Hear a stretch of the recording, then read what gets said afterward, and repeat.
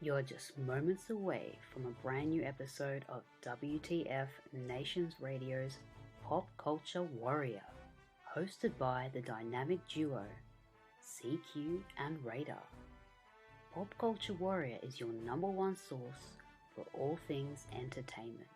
If it's happening in TV, movies, video games, or comedy, they're all over it. And don't forget to say hi in the comments below. And while you're at it, let the boys know what you think and what you'd like to hear them talk about. Now strap in and get comfortable, because you're in for one hell of a ride. This is Pop Culture Warrior. Shots.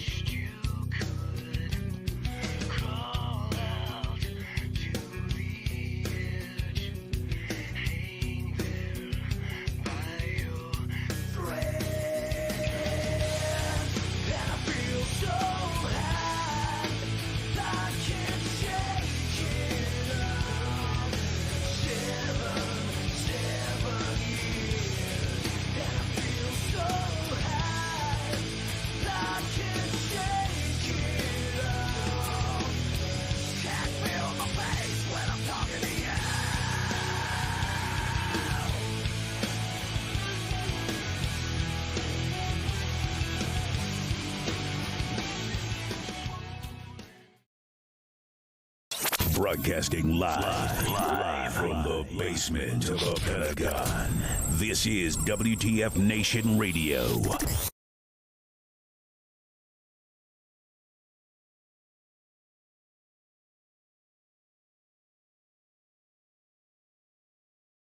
Here we go.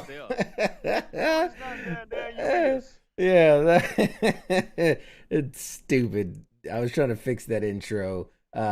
Hey everybody, welcome one and all. Today's November 2nd, 2021. This is episode 78 of Pop Culture Warrior, the show where I stay up to date on all the ins and outs of what's happening in pop culture so you don't have to. I'm CQ. I'm your Pop Culture Warrior. And with me as always, sitting right here to my lovely, he's the VP of this show, man. He's the man in the bubble, the voice of the unpop cultured, Mr. Radar. Say hi, Radar. Hi, Radar. Never gets old. Never gets old. How you doing, buddy? I'm good, man. How are you? I could not be better. Oh boy. Oh boy. Did you make out like a bandit for fucking Halloween then, or what? So much candy. No, funny enough, man, my neighborhood's pretty cool because, lots of great stuff for the kids. Everybody had a great time, but they did quite a bit of like adult trick-or-treating in the sense of like where you would go to houses and like one guy has, what was it? Hot cider and bourbon, and another house was giving out like whiskey fudge. Another house is, they have beers. Another house had like chocolates that had shots of alcohol in them. So I had a damn good sugar high and buzz coming back from trick or treating as I was snacking the whole way back. But what about you, man? How was your Halloween? It was medium. Well, we had the kids, so we didn't get a chance to like do anything too crazy. And it was cold as balls. It was like 19 degrees, because that's the way South Dakota is for trick or treating. So yeah, so the kids like had those cool costumes and they had to like wear coats. So like my daughter was Tinkerbell. She's like, "Daddy, I want to be Tinkerbell." I'm like, "All right, tight." And like all you got to see was like her little Tinkerbell shoes. And so that was it. Very and nice. The older boys were smart. They had those inflatable deals. Nice. So they could wear like basically whatever they want underneath them. So that was cool. But they made out like bandits, dude. Mm-hmm. Like my one kid, he went up to his house and he had this like inflatable. It looks like the things I found at car dealerships. The dancing dudes, wacky waving arm inflatable tube band. Yeah, so that's what he was. And then they were like, "Oh yeah, you should just like if you do this dance for us, we'll give you a crap ton of candy." He said, "All right then." First house he went to, right, does the dance, half a bag of candy. Jesus. The ropey backpacks things, half full of fucking candy, dude. I was like, Jesus Christ, it was amazing. He's gonna be a sugar high till Christmas. Yeah, he's up there, he's like flipping out, and they've got like a whole garbage or pillowcase a piece of candy now. And then I'm like, no, because they're both borderline ADD. The cool part was I had my daughter, she's 5, right? Load her up on candy, give her back to her mom at like 8 o'clock at night. Bye, I'll see you. I still don't think she's probably slept, because I was like, she's like, well, I'm like, what do you guys want for dinner? She's like, McDonald's. So I was like, do you want a Coke with McDonald's too? It was tight. I gave her a large Coke to drink, and then lit her up on candy and said, bye, see ya. So you're evil, man. Evil. Real quick, let's say hi to everybody who's joined so far. I see we got Steven, Heath, Charles, what's up? Hey, Captain Baconator. The Baconator is in the house. Rebecca, hey, Rebecca. Who else we got? Quite a few people on, man. God bless you. Thanks for coming out, hanging with us on a Tuesday night. Oh, so exciting, so exciting. So, in case you couldn't tell from the slight variation of I don't usually have the CQ logo here, and in the comments, in the post, in the pinned comment, we have a show sponsor. Whoa, that's crazy. That's crazy. Actually, real quick, first thing, we do have costume pictures that we're going to show you. I'd love for the audience to decide who wins. So we're going to do that. We're going to do that later in the show. So if you're here for the costume contest, you want to see if you won the big prize, that's going to be later. So hang in there. It's going to be after the sponsor. After the sponsor. And we'll do that after. And then, so for those that don't know, we've been doing this a little over 2 years. Never taken a dime. It's volunteer. It's free. We've done this because we love it. We enjoy this, and obviously, if anybody knows anything about streaming or podcasting or anything, it costs a lot of money. The lights and cameras and microphones and all the ins and outs and server fees and all these different things. So I've been approached many times about sponsorships, and they were products or things that I didn't believe in. They were things that I didn't feel worked well for our audience. I didn't, I'm not just gonna do it for the sake of doing it. Like there was this one company, hey, cool, thank you, but they were temporary tattoos for adults, and I was just like, I feel like my audience, if they wanted to do tattoos, they wouldn't do temporary ones. That's not exactly my audience. But yeah, and Heath. We have plenty of real ones. We don't shy away. Yeah, right. We got all the real tattoos. We don't need the fake ones. So I never felt the need to get a sponsor or anything. But the company that's sponsoring us, you can see them right here in the corner. Animation Legends is a company I believe in. It's something I've purchased multiple times in the past, well before they were sponsored. But basically, the idea is when we were kids watching cartoons, those cartoons were made on cells. They were hand drawn, and they were individually drawn so that kind of like when you would do the flip books. Remember, you do the little pencil and then you flip the paper and it makes the motion, stop motion kind of thing. So that's how they did cartoons back in the day. It was these cells that were individually hand painted on a background. And so this company buys lots of like old warehouses or whatever of this stuff, and grade them and clean them up and package them, and so you can buy actual used cells and sketches from your favorite cartoons. I myself purchased some of the cells from, I should have pulled it out to show you, the cells from Back to the Future, the cartoon, and some of the sketches from the Ultimate Spider-Man cartoon. So very, very, very, very cool things. There's some. I'm on the website now. There's actually some really, really cool. Right. Well, because I'm gonna go through the ones that I remember watching when I was a kid. Mm-hmm. Okay, the Brave Little Toaster. Mm-hmm. Brave Little Toaster. I remember watching that one, and then Back to the Future. All the Dogs Go to Heaven. Yep. I don't even know how many times between me as a kid and now my kids watching it. Mm-hmm. Where on Earth is Carmen Sandiego? We used to watch that like every day. Yep. Dennis the Menace. They've got He-Man. They've got G.I. Joe. Got Wildcats. Wildcats. They had X-Men. They have Tales from the Crypt. Yeah, Tales from the Crypt. There's so many great shows, and so they are going to be a proud sponsor for us for the next couple of weeks. And if you use the link that is pinned in the chats, that'll take you to the website, as well as the code. We got our own discount code, man. PCW10. PCW10 will get you 10% off on any of your orders. And I think they're currently running a promotion. It was like $200, and they'll do free shipping anywhere in the US. So, but it's cool, man. It's very cool. It's an affordable thing. Like, I always hate when people are like, oh, here's our sponsor. It's this $400 microphone. And you're like, well, I'm not going to buy that.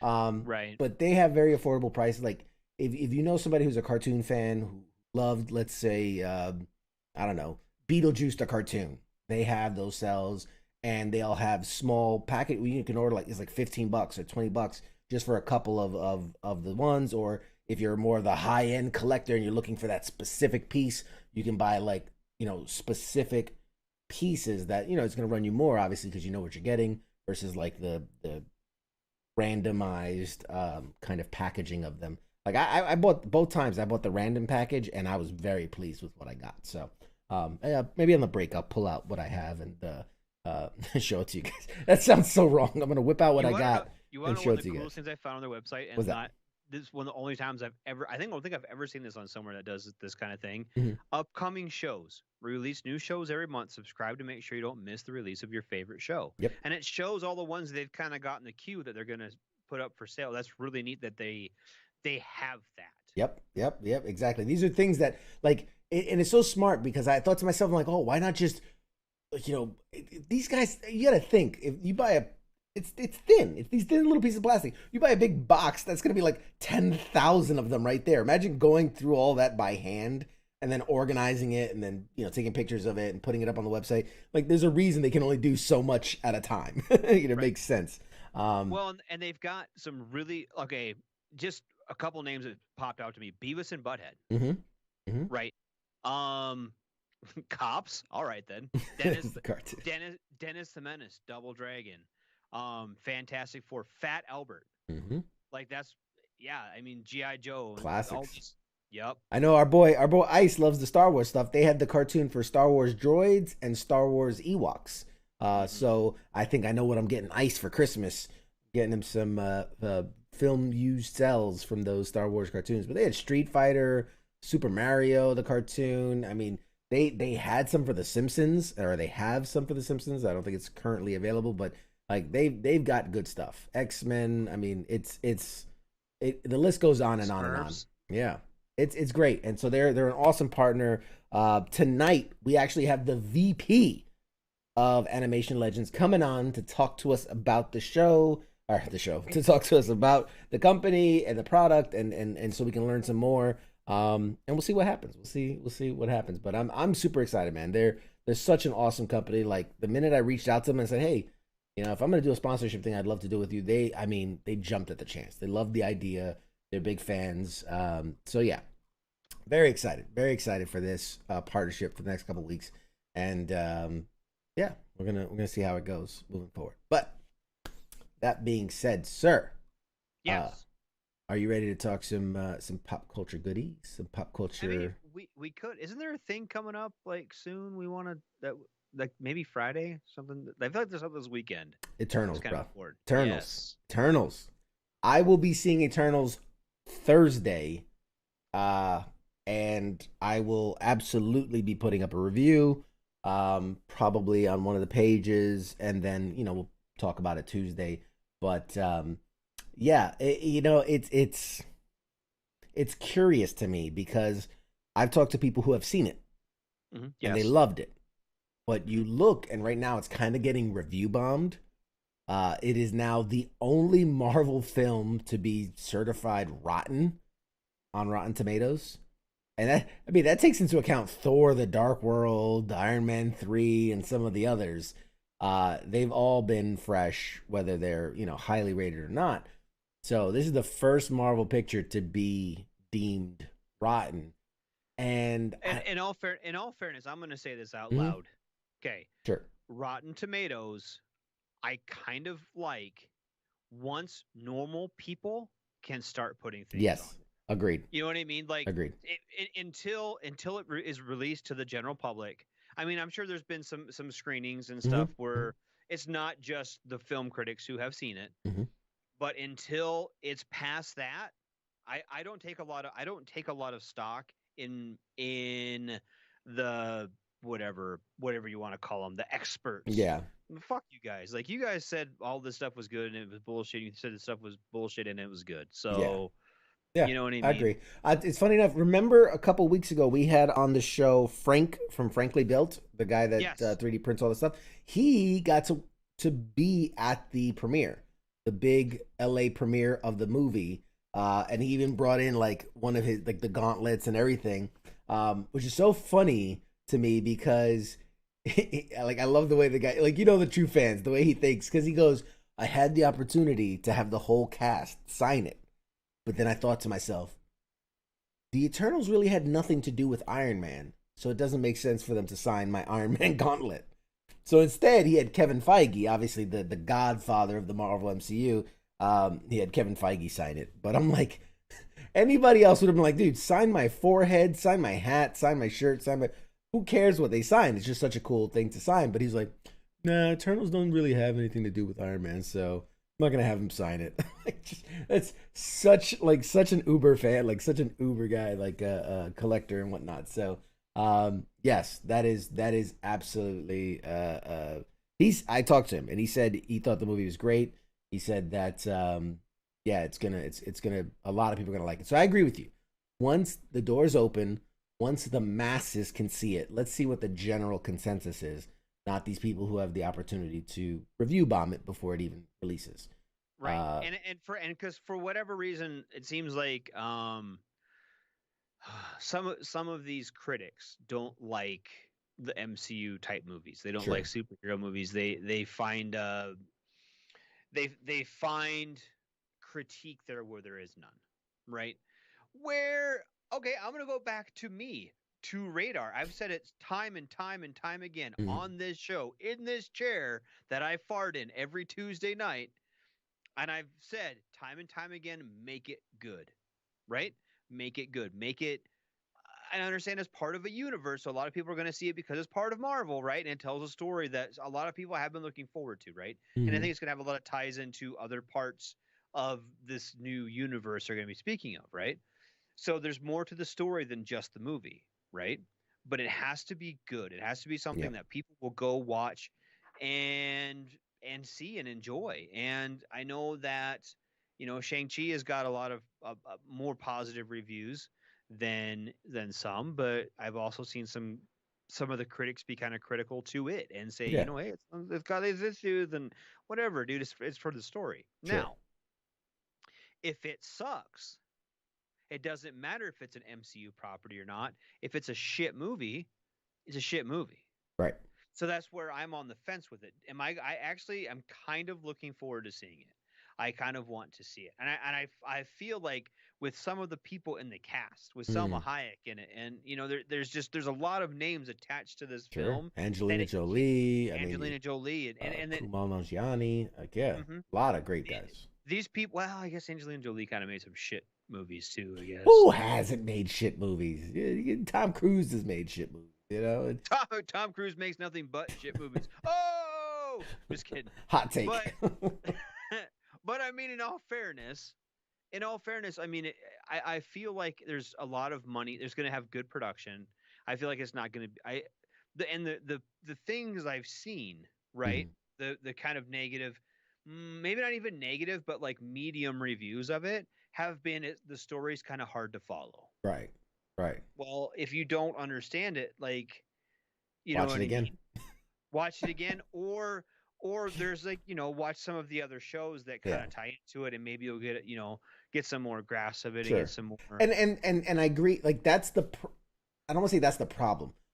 The tough thing about expanding the universe is when you've grounded your character. Think about like when Guardians of the Galaxy came out, right? Like that at that point we had just had Iron Man and Captain America and Thor and like all these guys ground level. Even Thor when it first came out was like, okay, how do we bridge that space alien, but he's really like a god, but kind of like normal, and like so they've had to like take these baby steps to kind of keep pushing the boundary. When Guardians came out, when like all the with Loki now, with the time travel, with all these, they've been expanding that universe, and now doing something like Eternals, which are cosmic beings that have been around for millennia, and like you're really pushing the boundaries of what it is we know in the MCU. And so like you said, if it's somebody who just like, oh, I guess I'll give this Marvel thing a try, and then you walk into Eternals, you're gonna be like, what the hell is happening? Versus the rest of us who have been around and have kind of watched it grow and flourish and expand our minds with the shows and the movies and whatnot. So yeah, I agree with you. Like Joe just said, the same expert stated the remake of Ghostbusters was great. We know how that turned out. Yes. Fucking exactly. Joe, you are correct. Captain Wayne says, when are they going to use Jubilee in the MCU as a character? She always gets the dookie end of the stick, even though she saved Wolverine multiple times. Yeah, I agree, man. I agree. Jubilee is a character who has really, even going back all the way to the X-Men movies, has just had a real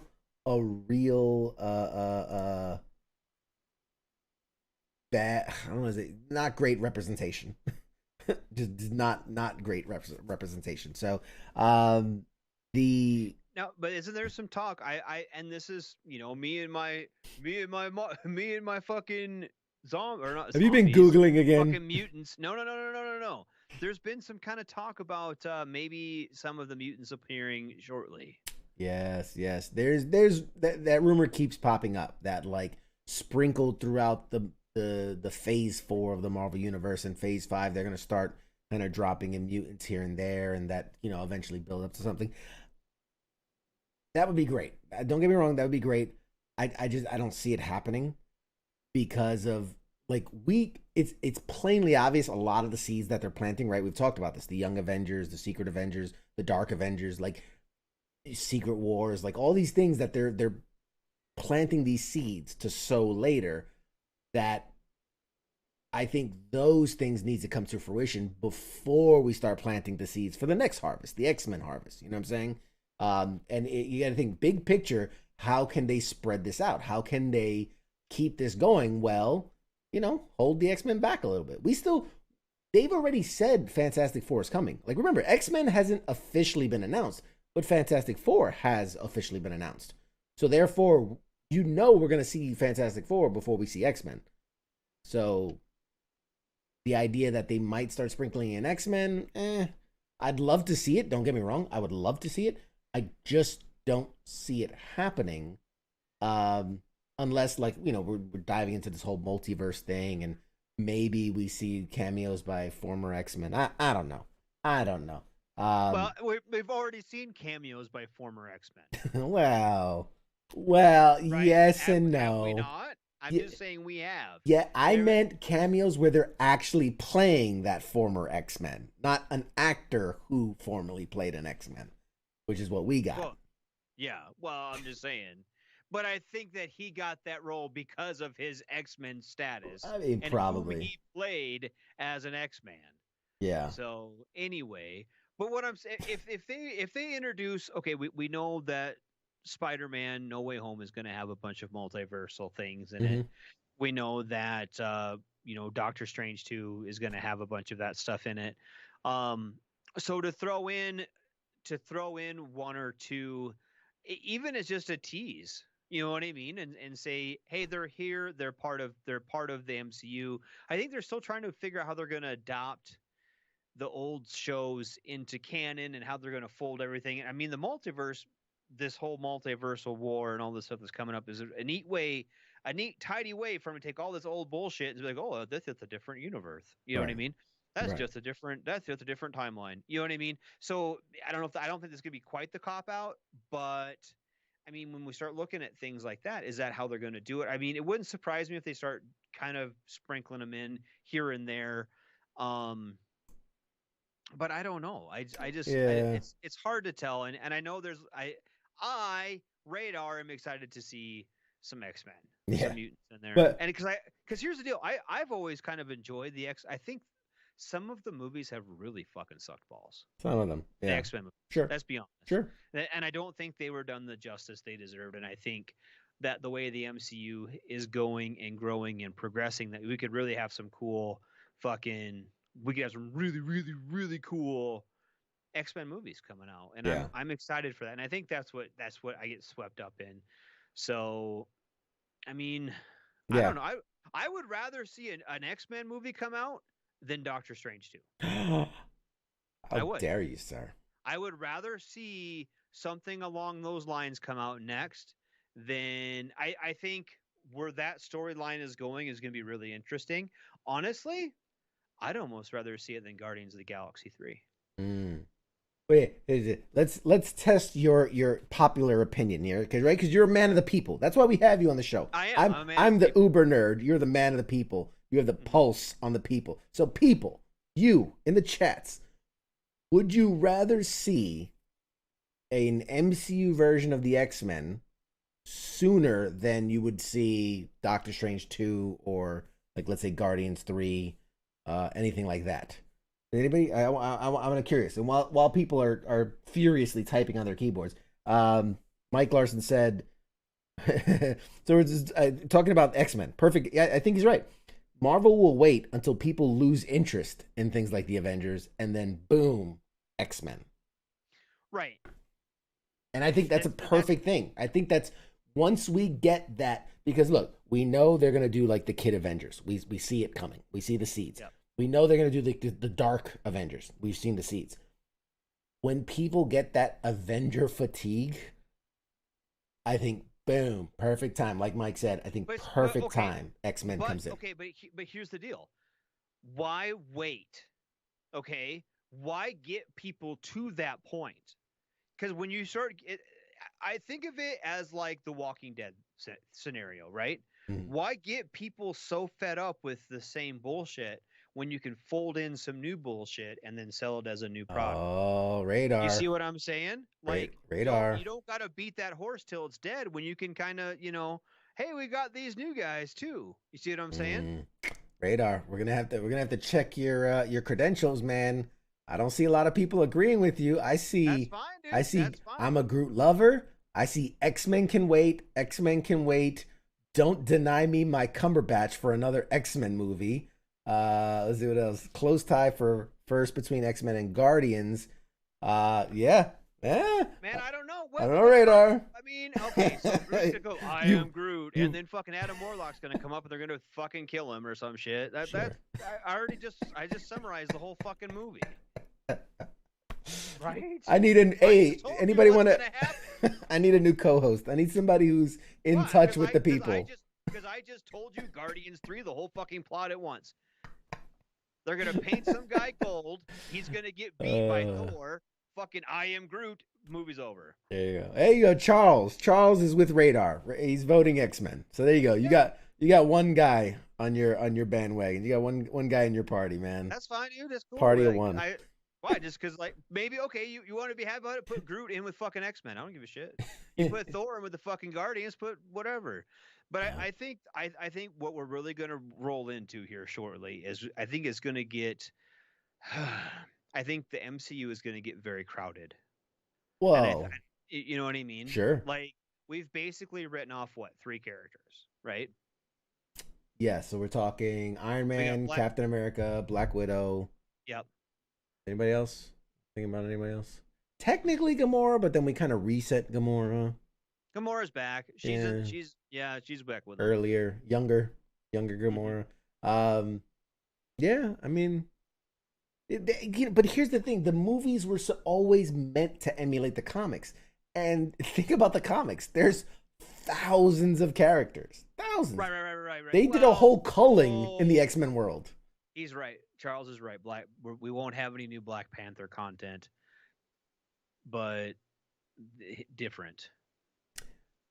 That's a good point. That's a fair point. That's real world dead versus movie version dead. Right. But back to the story. Okay, we're gonna have the baby fucking squad coming up. It's just kind of funny this coming after Boss Baby. Right. But anyway, so we've got the Young Avengers coming up. We've got the West Coast Avengers, the Secret Avengers, Secret Wars.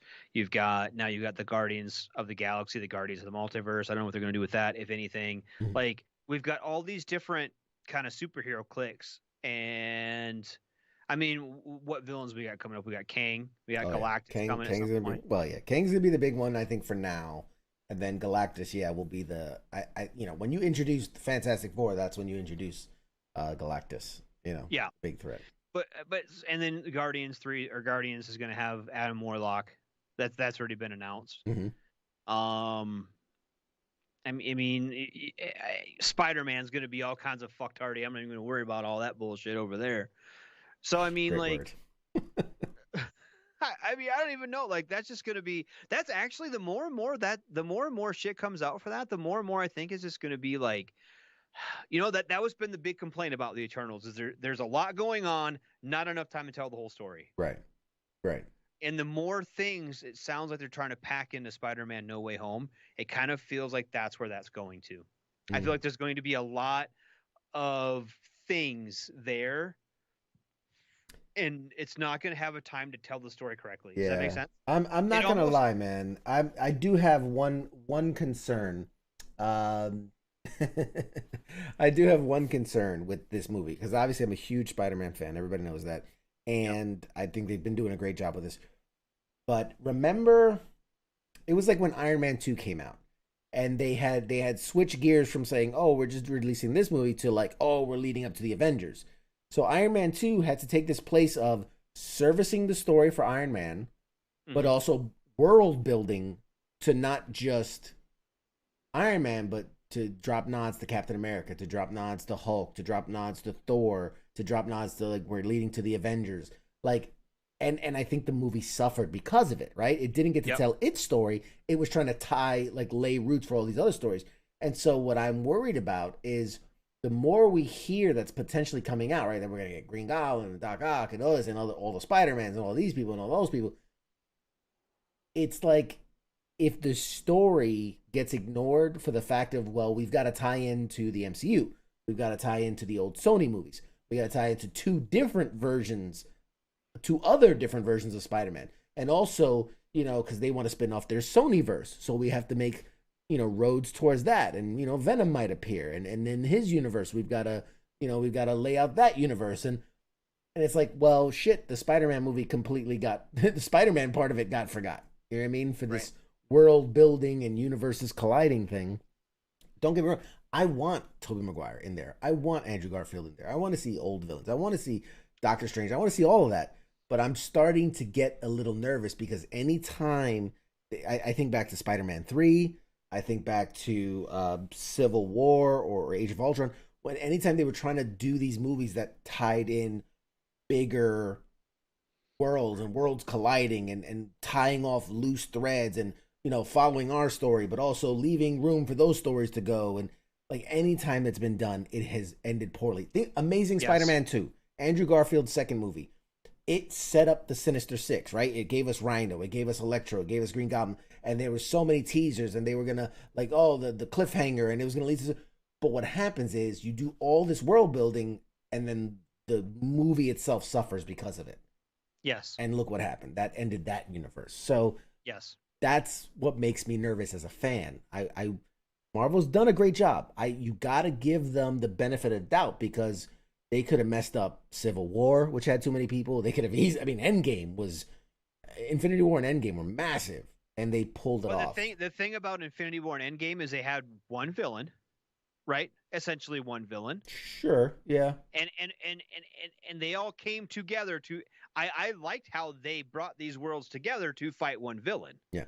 Okay. Sure. But what you're doing in Spider-Man No Way Home is you've got 3 different Spider-Men, how many different villains now, all trying to fucking fight it all up to make one big conglomerate of bullshit. Yeah. Right? Yeah. So, I mean, that and then for some reason you're throwing Doctor Strange in the mix to fuck everything up even more. Like at some point you gotta be like, honestly, the way this is shaping up, and correct me if I'm wrong, hear me out on this one. They should have made this a Disney Plus series and had like 8-hour-long episodes where you could do that. You know what I mean? I don't think they can afford that. That's the problem. No, maybe. I mean, that would bankrupt Disney. But you're gonna have enough of that other stuff, film cuts and all that stuff. You could make it, even if you made it a 6-hour Disney Plus series, where you could really tell the story, expand it out a little bit, and not be rushed into a 2-hour movie. I feel like Disney's gonna push the boundaries of like making the 3-hour movie just commonplace. Like, well, screw it. They could. What is going to be the run? What is the runtime going to be? Do you know? So they haven't announced it officially, but they've already said it will be the longest Spider-Man movie ever. So it will be longer than any other movie that's ever had Spider-Man in it, probably other than like Endgame. But Spidey Central. Yeah, I mean, whatever. All right, we've talked about this to death, man. We'll move on to no, we haven't, because it's still not settled. Because I'm not getting my goddamn mutants. We'll get. I said I want answers. We're gonna get Radar his answers on when these damn mutants. That's what I should have been like. I told Frank, be like, hey man, when you talk to Kevin Feige, man, give us an ETA on the mutants.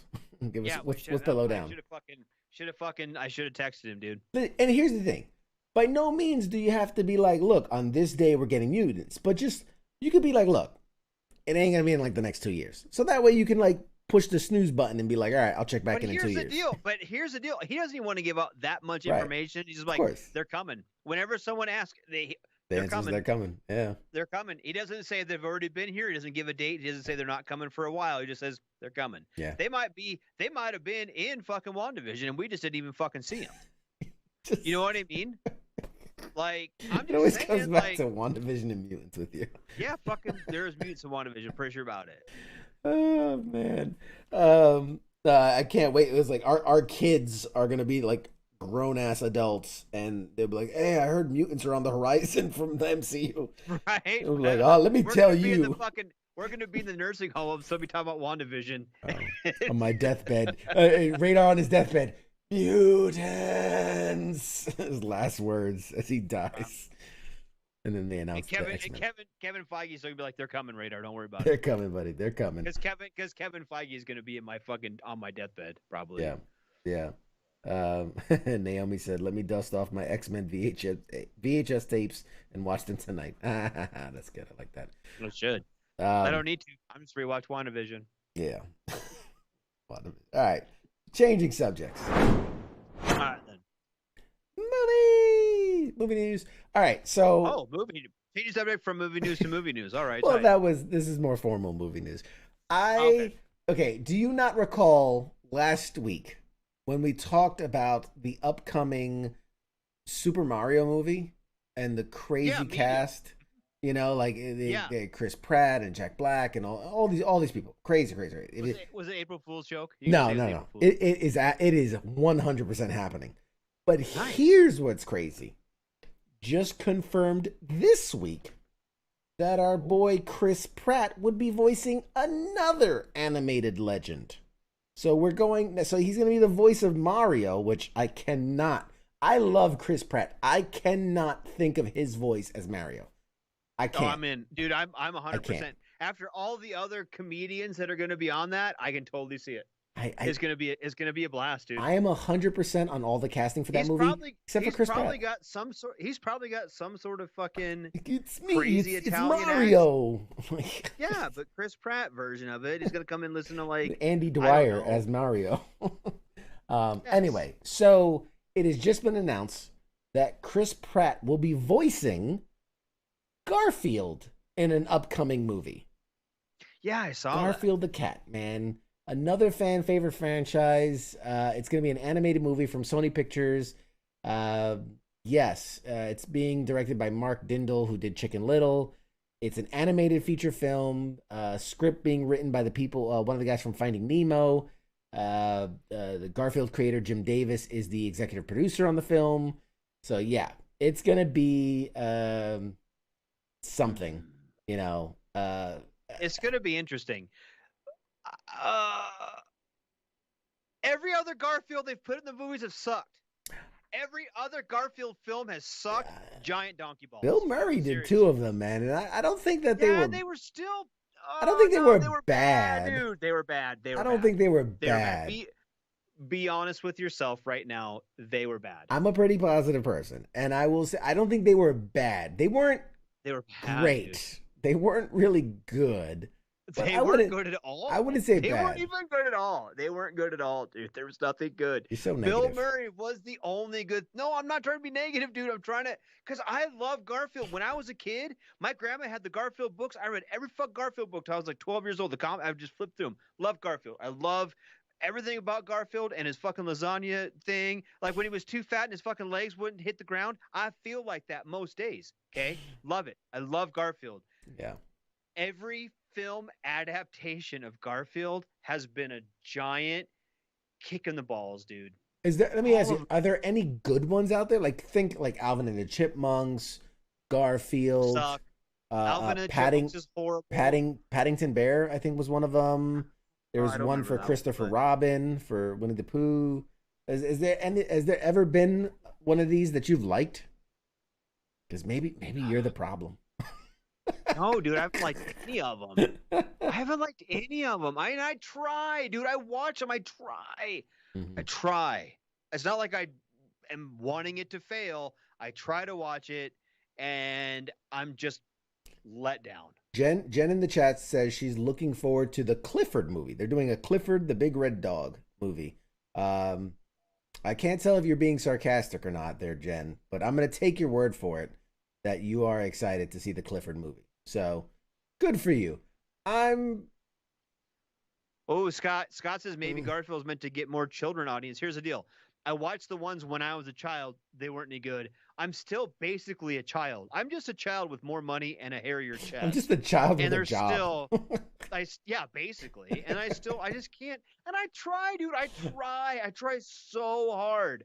And and Alvin and the Chipmunks was all right for like a minute, and then they just kind of like, and they do this, or like they get a little bit of like gold in their eye, and they're like, oh, we're gonna do 1,000,000 Alvin and the Chipmunks movies, and they're all gonna stink. Why? Why would you waste my time with that? Basically, I mean, like, kids eat that stuff up, man. They love that stuff. no, they don't. Even my kids, I have a total of 8 children.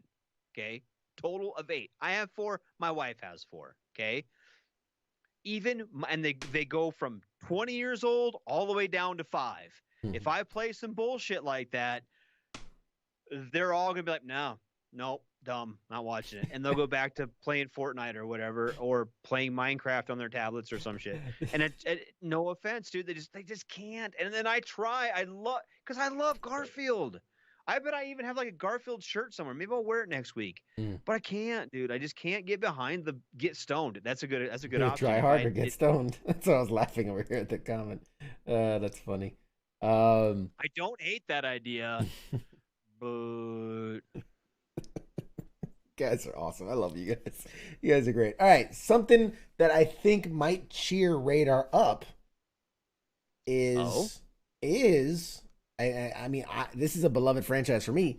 Remember Boondock Saints? Yes. We're getting a part 3. It is in the works. Good.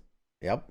So, and returning will be, Sean Patrick Flannery and Norman Reedus are both set to return as Connor and Murphy McManus, the brothers. It is happening. Let's see. It's officially in development. They're both set to return. Troy Duffy, who's the creator of the franchise and the helmer of the first 2 films, is also returning to direct the threequel. Duffy and Flannery wrote the script for the follow-up, which is expected to begin filming next May, per a report. All 3 are listed as executive producers, and basically after flying under the radar back in you gotta go way back. It's 1999 for y'all youngins out there. Yep. 1999, the original came and went in theaters. Like, nobody knew anything about it, but I mean, very quickly became a cult classic. And according to reports, the producers, why do a part 3? They're trying to capitalize on like that John Wick style action franchise global. They're thinking that, hey, if Keanu Reeves can do it, let's bring back the McManus brothers and do the whole brothers in arms. You know me, I'm not a big movie theater guy, right? Mm-hmm. I'm not. I go upon occasion. I don't see a lot of movies in the theater. Okay. Sure. I saw that movie in the theater in 1999. Wow. My roommate at the time, because I was in the Marine Corps then, I was down in Pensacola, and he was from Boston, and he's like, dude, it's gonna be a Boston movie. And I'm like, all right then, whatever, dude. He's like, come on, let's go. I'm like, fine, let's go. Was that your Boston accent? Do that. Do it again. Do it again. Do it again. Do it again. Please. Please do it again. Somebody clip that. Please clip that. I want it. I want it. It's gonna be a Boston movie. It's a Boston movie. Oh my God. So I went it's and beautiful. watched Boondock Saints. I went and watched Boondock Saints in the theater. In the theaters. In the theater. I actually did. It was fucking amazing. Oh, and yeah.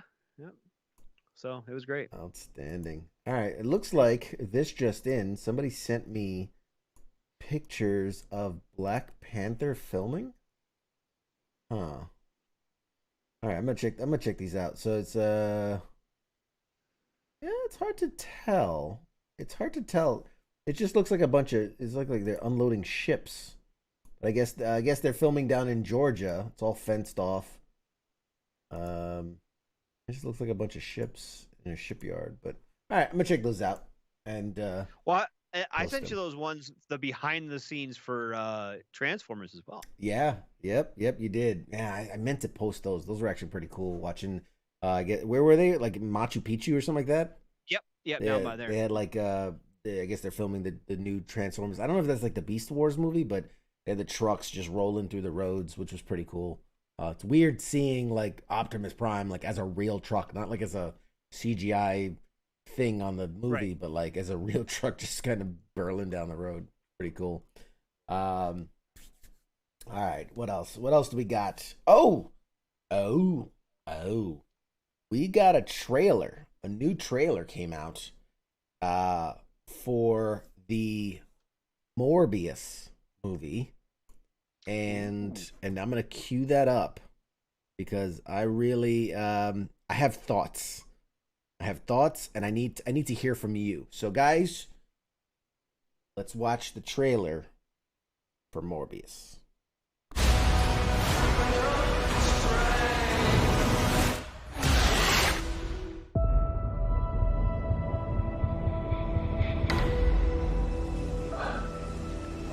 People are strange. Dr. Michael Morbius, you've been missing for 2 months. When you're a stranger, Then you were found on a container ship that washed up off of Long Island. faces look ugly. When you're alone,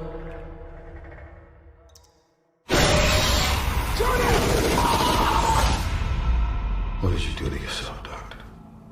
I wish I knew.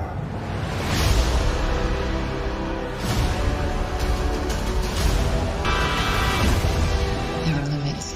There has to be. There's something inside of me. It wants to hunt and consume blood. when you're a stranger, faces come. And you control it. I don't know. Half the city wants to kill you. Remembers your name. We haven't had anything this good since that thing in San Francisco. When you're strange, The other half wants to control you. Hey, Dr. Mike, you and I should stay in touch. I'd do anything to save a life. But I don't know what I'm capable of. You save lives, you don't take them. Are you here to heal the world? Or to destroy it?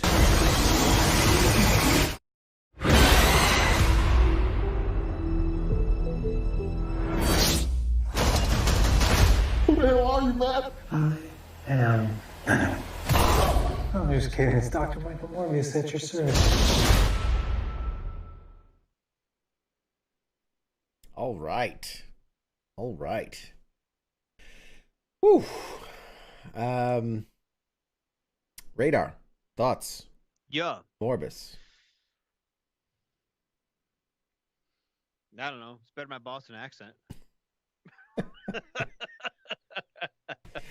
Oh man. Yeah, so I think it'll be good, dude. It has a lot of potential, I think. yeah, I gotta admit, I'm so thoroughly confused. And here's why. Okay. Up until this point, we were very clear at the delineation? Fuck, man, words. The separation between Marvel Studios properties, MCU proper, and movies brought to you by Marvel, right? You had your X-Men's and your Spider-Mans and all that. That was one side. And you had your MCU, which was the other side. And neither shall the two meet. And then we had Sony kind of open the doors with Spider-Man and start that whole thing. And then even in Venom, we knew that they made it very clear Venom is not part of the MCU. It wasn't. Well. Yeah, I mean, when he first came out. Yeah. And then when we talked about Morbius, they were like, well, he's not part of the MCU. But then in the first trailer, if you don't remember, because it was a while ago, but the first trailer showed Michael Keaton's Vulture. And people went, oh my God, he's part of the MCU. Right? Because if Vulture was in Spider-Man No Way Home or Homecoming, and then he showed up here, and then there was even a poster of like in the background that had Spider-Man with murderer written over it. So everybody was like, "Oh my God, they're talking about when he killed Mysterio." So Morbius is totally part of the MCU. So it's like, okay, that's weird because Venom wasn't part of the MCU, but apparently Vulture was. But now in this trailer, he straight up references Venom. He's like, "I am Venom." I'm just kidding. And then there was the other cop that made it like, "Oh, we haven't seen anything this weird since the San Francisco incident." That's Venom. So, which is it? Is this? Oh, the other thing, like somebody freeze framed it, and there's one point where he's holding the Daily Bugle newspaper, which again, Daily Bugle, the newspaper, very much from the Sam Raimi universe. There was a skyline shot where you see an Oscorp building, very much from the that's from the Andrew Garfield universe. Like the Oscorp logo was very much from that universe. So I'm like, what universe does this movie take place in? Is it all of them? Is it somehow the connecting point, the nexus reality where all these universes collide? I don't know. And it's confusing me. As a fan, it's confusing me. I'm scared. I don't know what to think. You know, we got Vulture in there. You know what? I think he's probably going to be the next fucking Spider-Man movie. It's probably what's going to happen. So his fucking ass in there too. Bye, I'll see you. Throw everyone in there. I mean, pretty much. Maybe that's what's going to happen. Is Mowbray, he's going to come in and, like, I don't know, fight with Spider-Man and, like, kill fucking Dr. Octopus or something. I don't know. I feel like the movies that they're making Sony, because this is a Sony property, Sony is making it. Okay. I feel like those movies are very meant to be dark and brooding. Look at Venom. Look at Morbius. They're talking about Kraven the Hunter and all these other things. So they're meant to be these dark, brooding, anti-hero, not a hero, not a villain, somewhere in the middle, and which is a very different flavor than what the MCU is bringing with Tom Holland, Spider-Man, and all those characters. But here's the deal with that though too. You're restricted with Disney only wanting to put out PG-13 movies. Whereas if you put it out through Sony, but and Marvel Studios is part of it, then you can have some more of that violence and dark and broody and all. I agree with you, but I wonder with a story like this, right? You can't tell that with a PG-13 storyline. See, you would think that, but if I told you, hey, they're going to bring in Carnage, the serial killing symbiote, and he's going to eat people and kill people and all that, wouldn't you think that would have been R? No. You'd think. You would think, but no.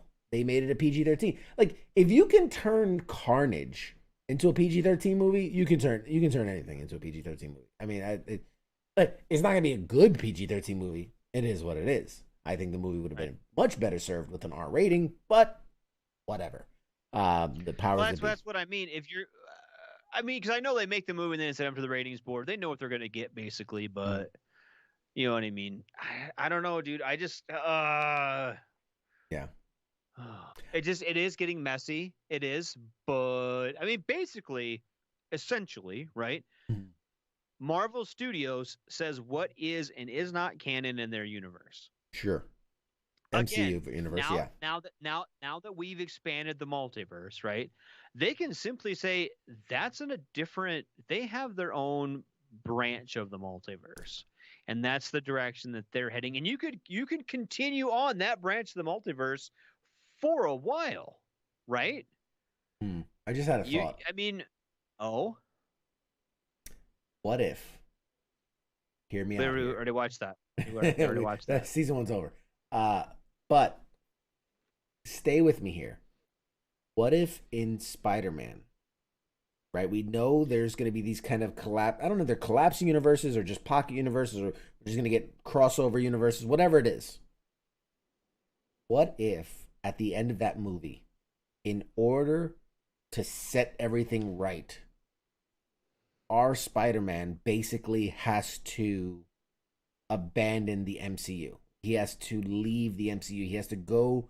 The only way to save it, for whatever reason, right, is a villain is going to do something terrible, and he has to throw himself at the villain and go through the portal with them. It closes behind him, sets the MCU right, but now puts the Peter Parker, Tom Holland that we know in that whole Venom Morbius universe. Because that's what they want. That's what Sony wants. They want to take Spider-Man and build his own universe off of it. And now I know Disney and them have been playing nice and, you know, going these back and forths and things like that. But if I really think about it, what are the plans for Spider-Man in the MCU after this movie? We know Doctor Strange is coming, and he's got his whole thing going on with Wanda and a bunch of other things. And then we've got Ant-Man, and we've got, you know, all this other stuff happening. Black Panther's coming. There are no plans for Spider-Man. Like, nothing that they've talked about that Spider-Man after this. So what if they are setting this up to pull Spider-Man from the MCU, use this movie as kind of a send-off, right? It's the big, like, oh my God, all these universes combining, and then they send him off. Now he's part of that Sony universe, never to return to kind of MCU property. And then they build out that whole, you know, they can build out the Sinister Six. They can build out all these movies that they're dying to do, you know, Kraven and Black Cat, and do all those movies with Tom Holland Spider-Man off of his success off MCU, but now off doing his own Sony property stuff. I don't know. Could that, I could see that happening. I could see that happening. I don't disagree with that. But it just seemed, the whole thing seems messy. Bringing Spider-Man into the MCU was kind of a messy. There's really, was there even really a need for it? Honestly. I mean, I mean, I know you like Spider-Man, you like all of the things. You could have left that a Sony property, right? And not brought him into the Avengers, basically. And just left it alone. You know what I mean? You could have made some Spider-Man movies that didn't have Tony Stark in them, basically, and not had him in Civil War. Yeah. Oh my God! Like, look at the time. I didn't even look at the time, folks. All right, guys. I hate to cut it short. We're gonna take a short break. When we come back, we have the Vice President of Animation Legends joining us to talk about these amazing films, cartoon and movie film cells that they have. Again, check out, you know, they're the sponsor of these videos now. Check out the link. It's pinned in the comments. Use the promo code to get 10% off your orders. And for the costume contest, we're still doing the costume contest. I have some wonderful pictures that you, the fans, have submitted, and we're gonna let you, the fans, decide who wins. So, and they'll get a lovely prize. So we'll be doing that after the interview. So stick around. Anything else before we head out for the break?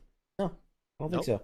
No alibis. Nope. All right, guys. So hang in there. We'll be back in just a few short minutes, and get excited, man. I'm excited for this interview. Radar, tell the fine people, bye, Radar. Say bye, Radar. All right, guys. I fucked that all up. We'll be back after the break, guys. We'll be right back. Shots. Do you ever online shopping and go, what the is this? We sell the animation cells you're seeing on the screen. What's an animation cell? Well, we all know digital animation is how you make cartoons these days. Animation used to be created by sequencing hand-painted celluloids. Literally thousands of these hand-painted cells would make up just minutes. To own one of these cells is owning a piece of the show and a piece of your childhood. Check out animationlegends.com today, because once these are gone, they're gone for good. You're listening to the sounds of WTF Nation Radio.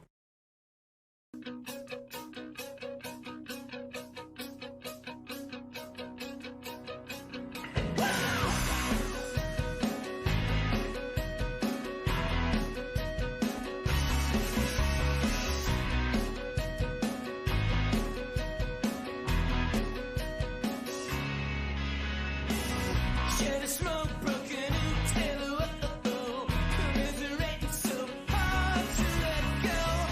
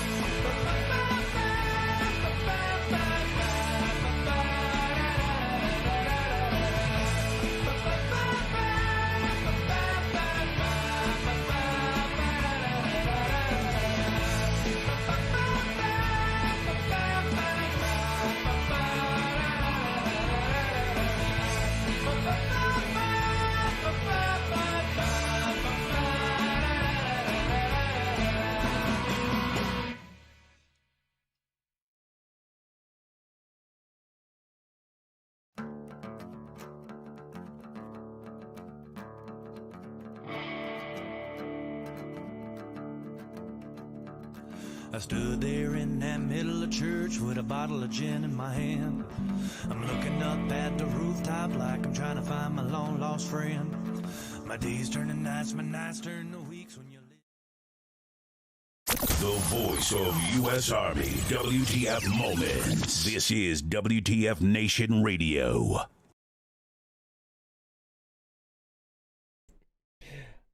All right, here we go. Hey, everybody, welcome back to the show.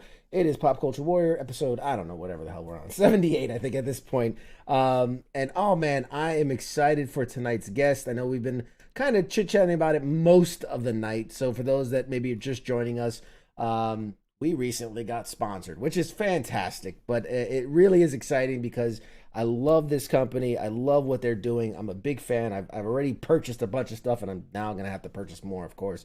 But for tonight, my guest tonight is the vice president at Animation Legends. He's also a product of the 90s and was shaped on cartoons like Street Sharks and X-Men and Teenage Mutant Ninja Turtles. He's now lucky enough to work directly with the animation cells from those shows that we loved as kids. He got to join the company right near its beginning, having just received his master's degree in business at the height of the pandemic in 2020. He said an important goal of his is to help more people understand what animation cells are and the significant role they've played in shaping the entertainment industry as we know it today. So, ladies and gentlemen, please welcome our guest for tonight, Vice President of Animation Legends, Mr. Sami Rowe, everybody. Yay! How's it going, man? There's a raucous applause. I can hear it in the background. It's in post. We'll fix it in post. It's all good. Thanks for being on the show, man. I'm really excited to have you on. Oh, I'm excited to be here, man. Yeah, we've been talking about it on and off all night about Animation Legends and what they do, and the film cell, the animation cells, and all this stuff. So we're gonna dive into all of it. But first, I'd be remiss if I didn't ask you the same question I ask all of our guests, no matter what. So, what is your connection to the military? So my grandpa, and he'd be mad at me because I can't exactly remember what war he served in, but I'm pretty sure it was the Vietnam War. He never saw any action. He did talk about how he couldn't shower very long, or like there's a lot of rules in the military, basically. But yeah, that'd be my connections. My grandpa, I'm pretty sure, is in the Vietnam War. Oh, fantastic. Well, hey, thank him for his service. That's awesome.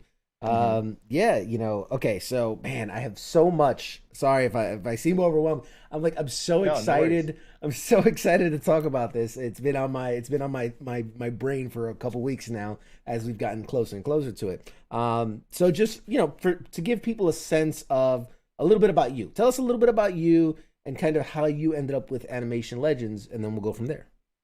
So, well, like the pandemic was pretty wild ride for a lot of people, me included. So, I was in my master's program. I was studying in Southern Utah University, and I was just about to graduate. It was about, I think, what was it, like 2019? I think is when February 2019 is when the closures started happening.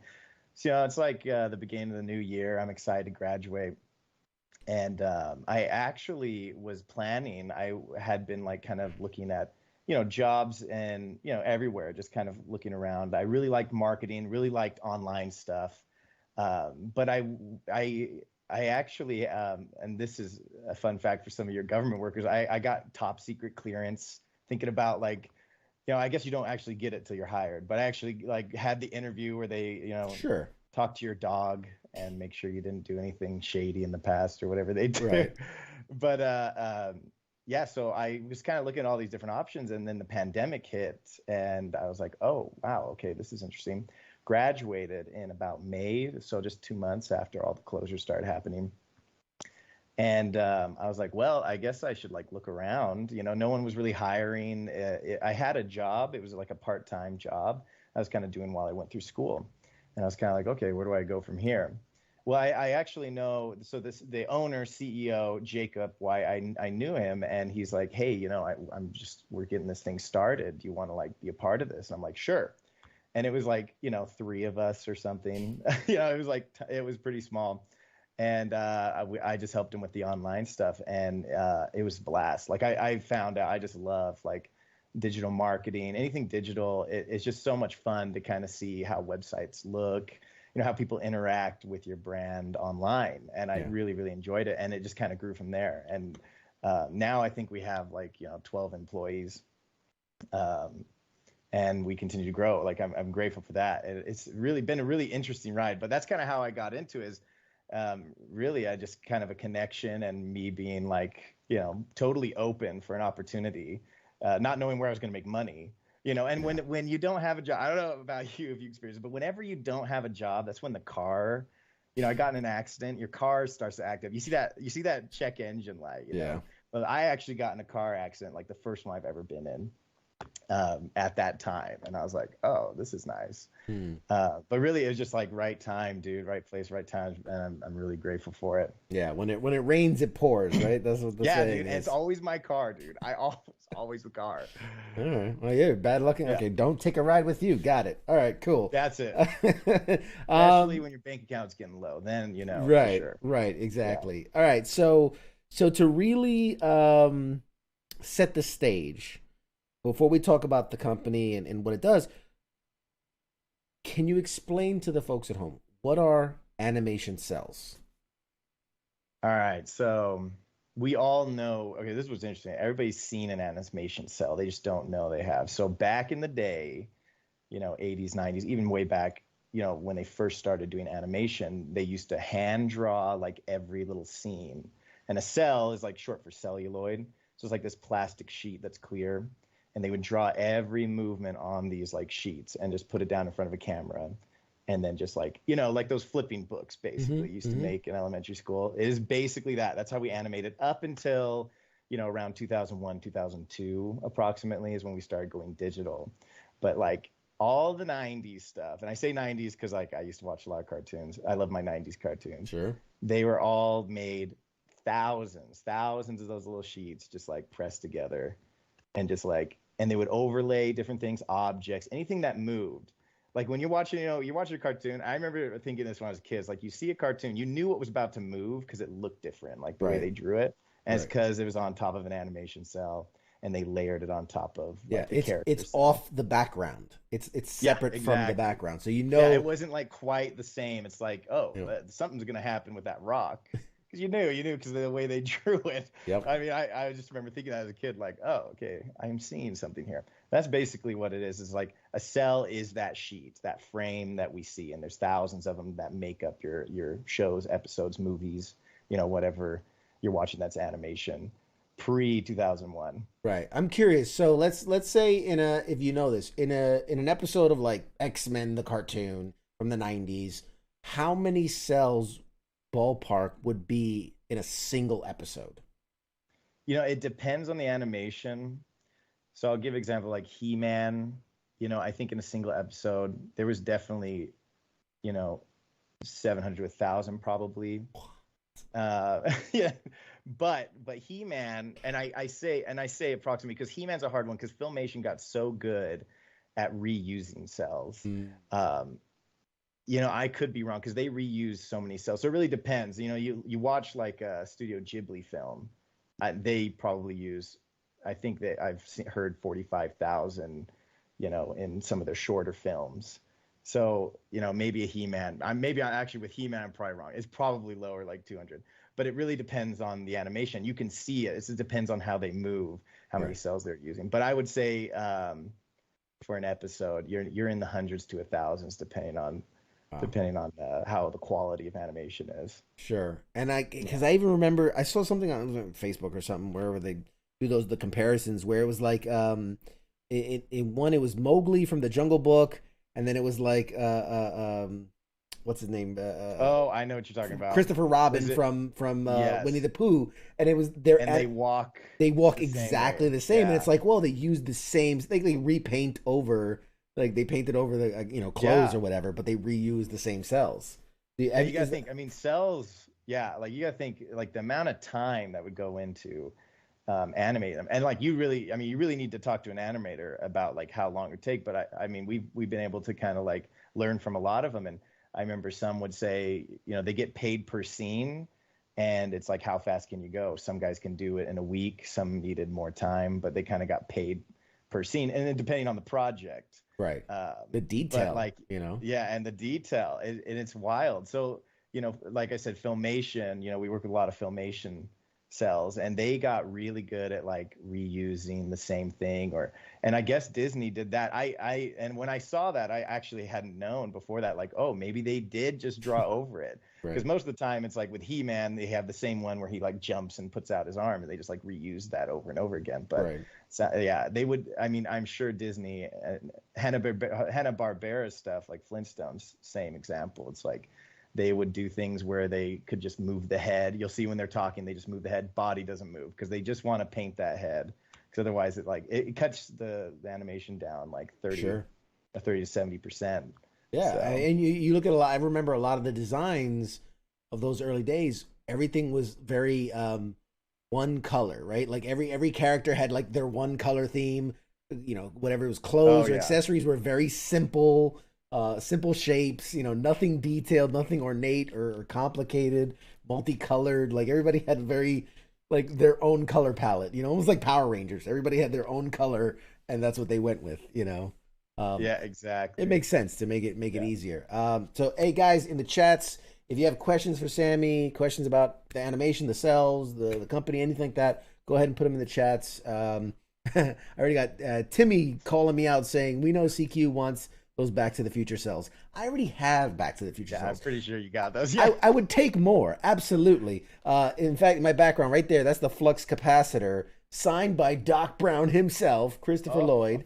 I should have turned it on. Lights up. It's so pretty. Wait, did we get you a DeLorean?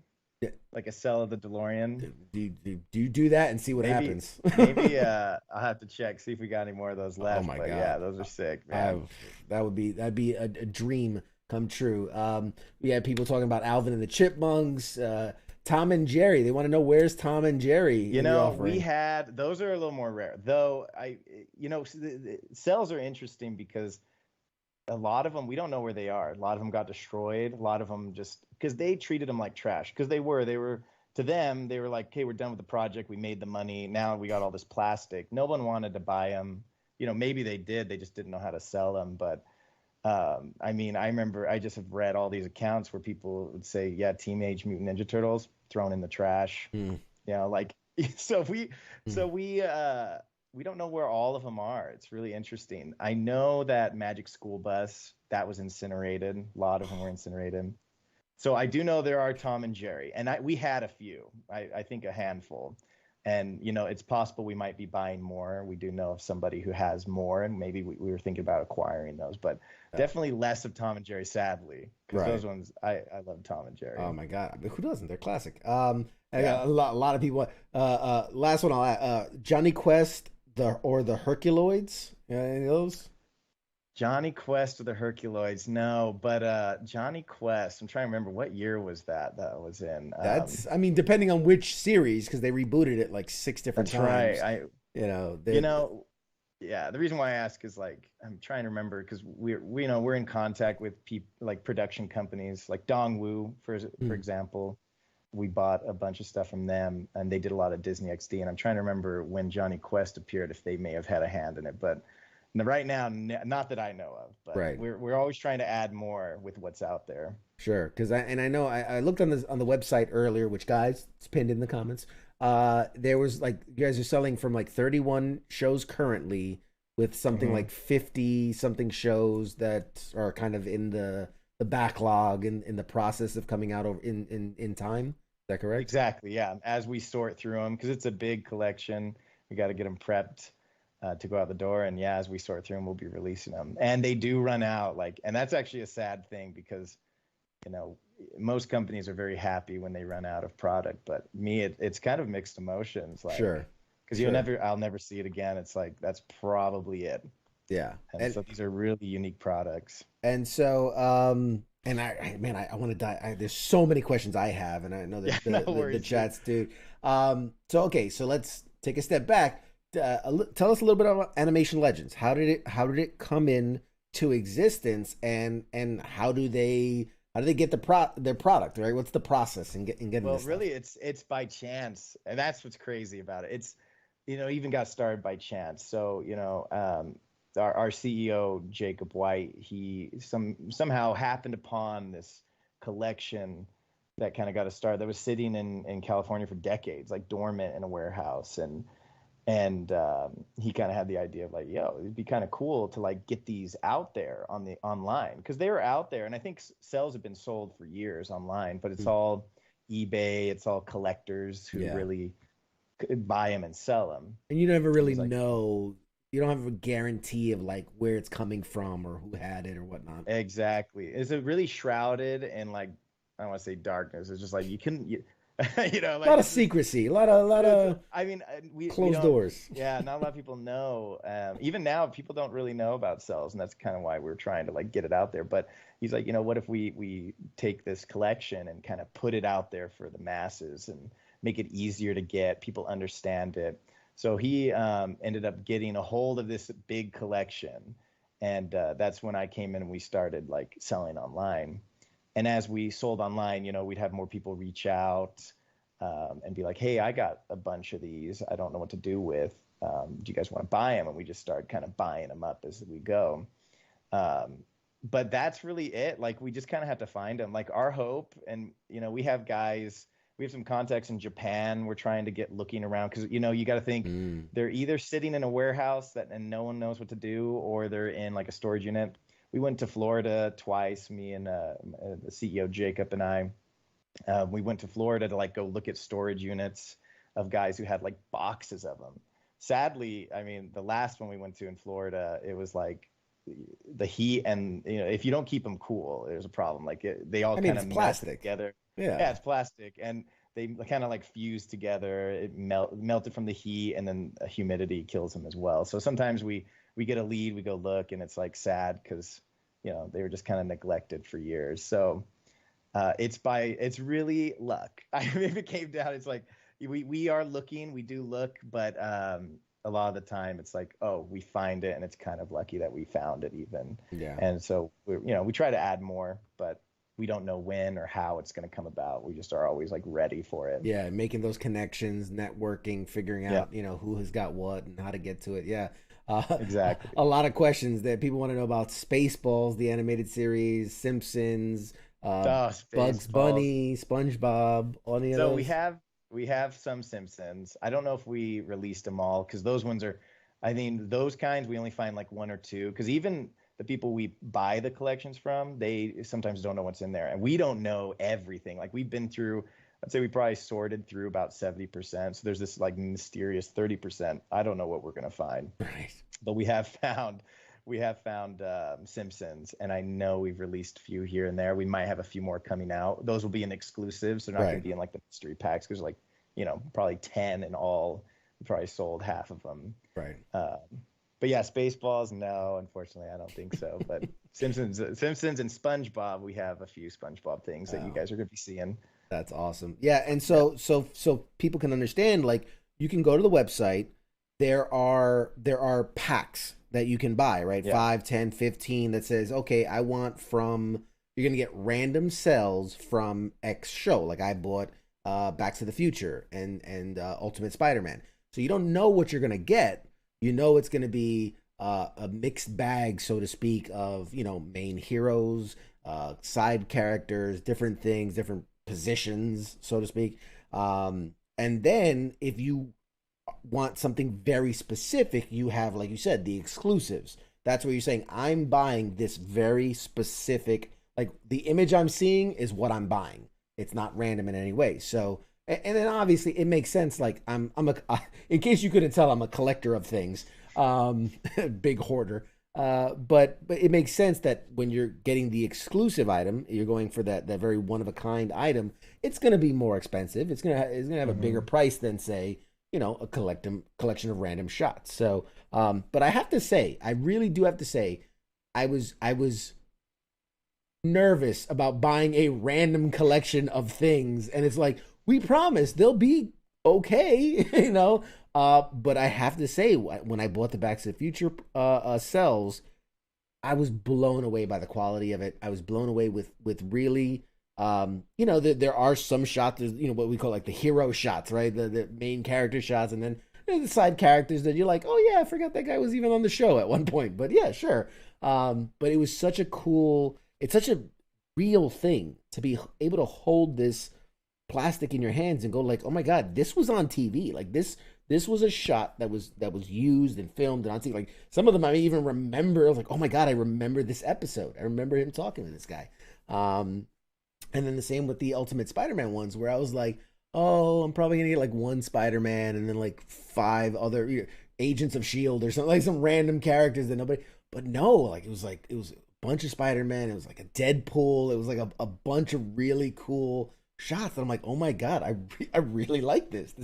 I would have paid more for this if I'd had known.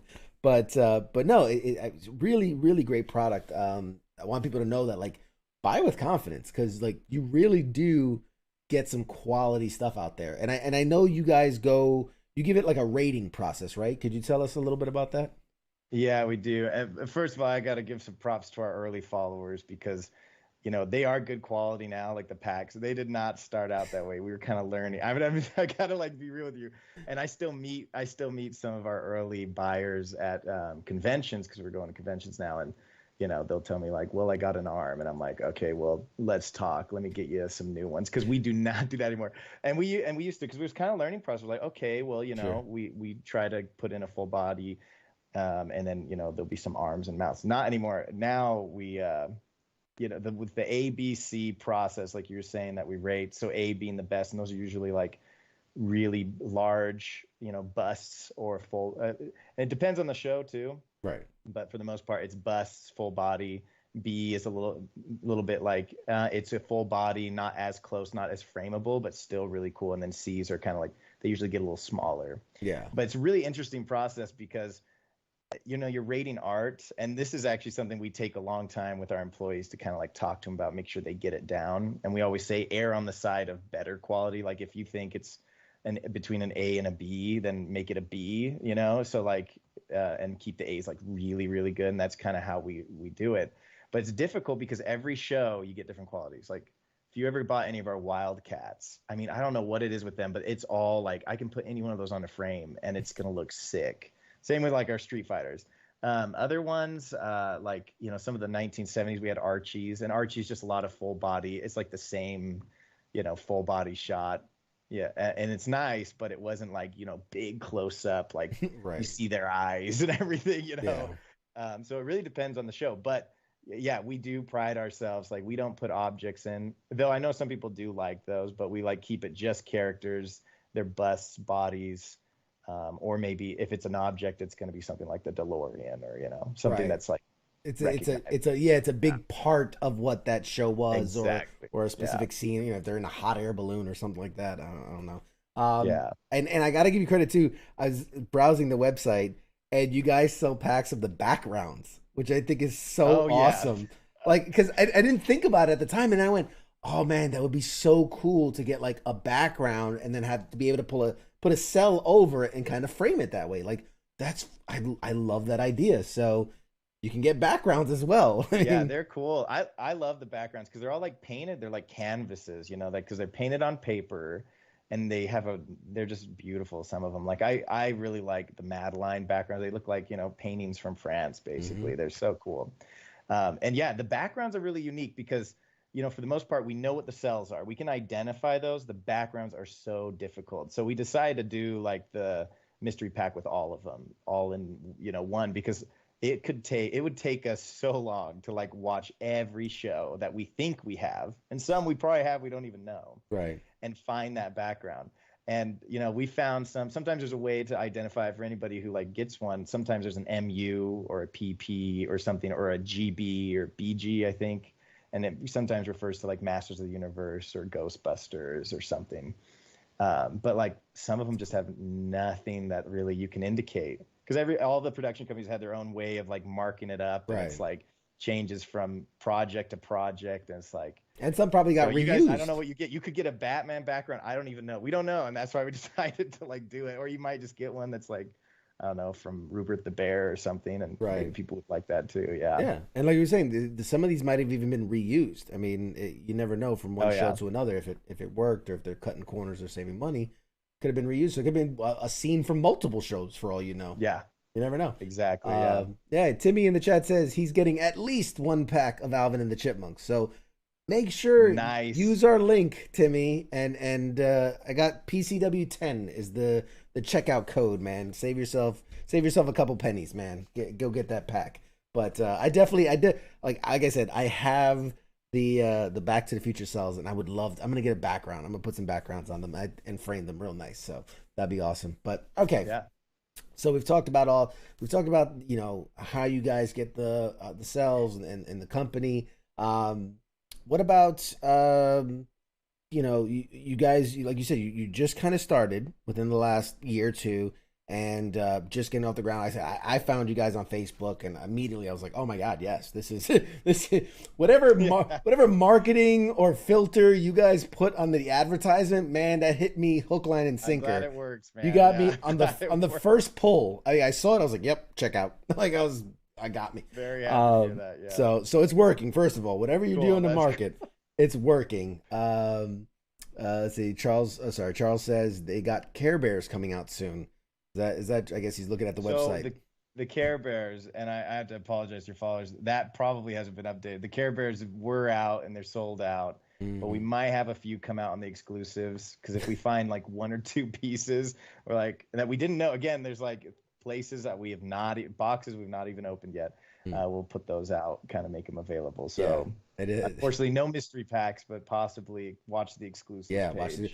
And you can go to the website and put in, I think it's your number or your email, and then get notified before it goes wide, right? Like the releases, you get notified. Hey, this is dropping. I know that's how I got the Ultimate Spider-Man, because I was on the little mailing list. And again, you guys got me. I saw Spider-Man's coming, and I'm like, oh fuck, I gotta buy that now.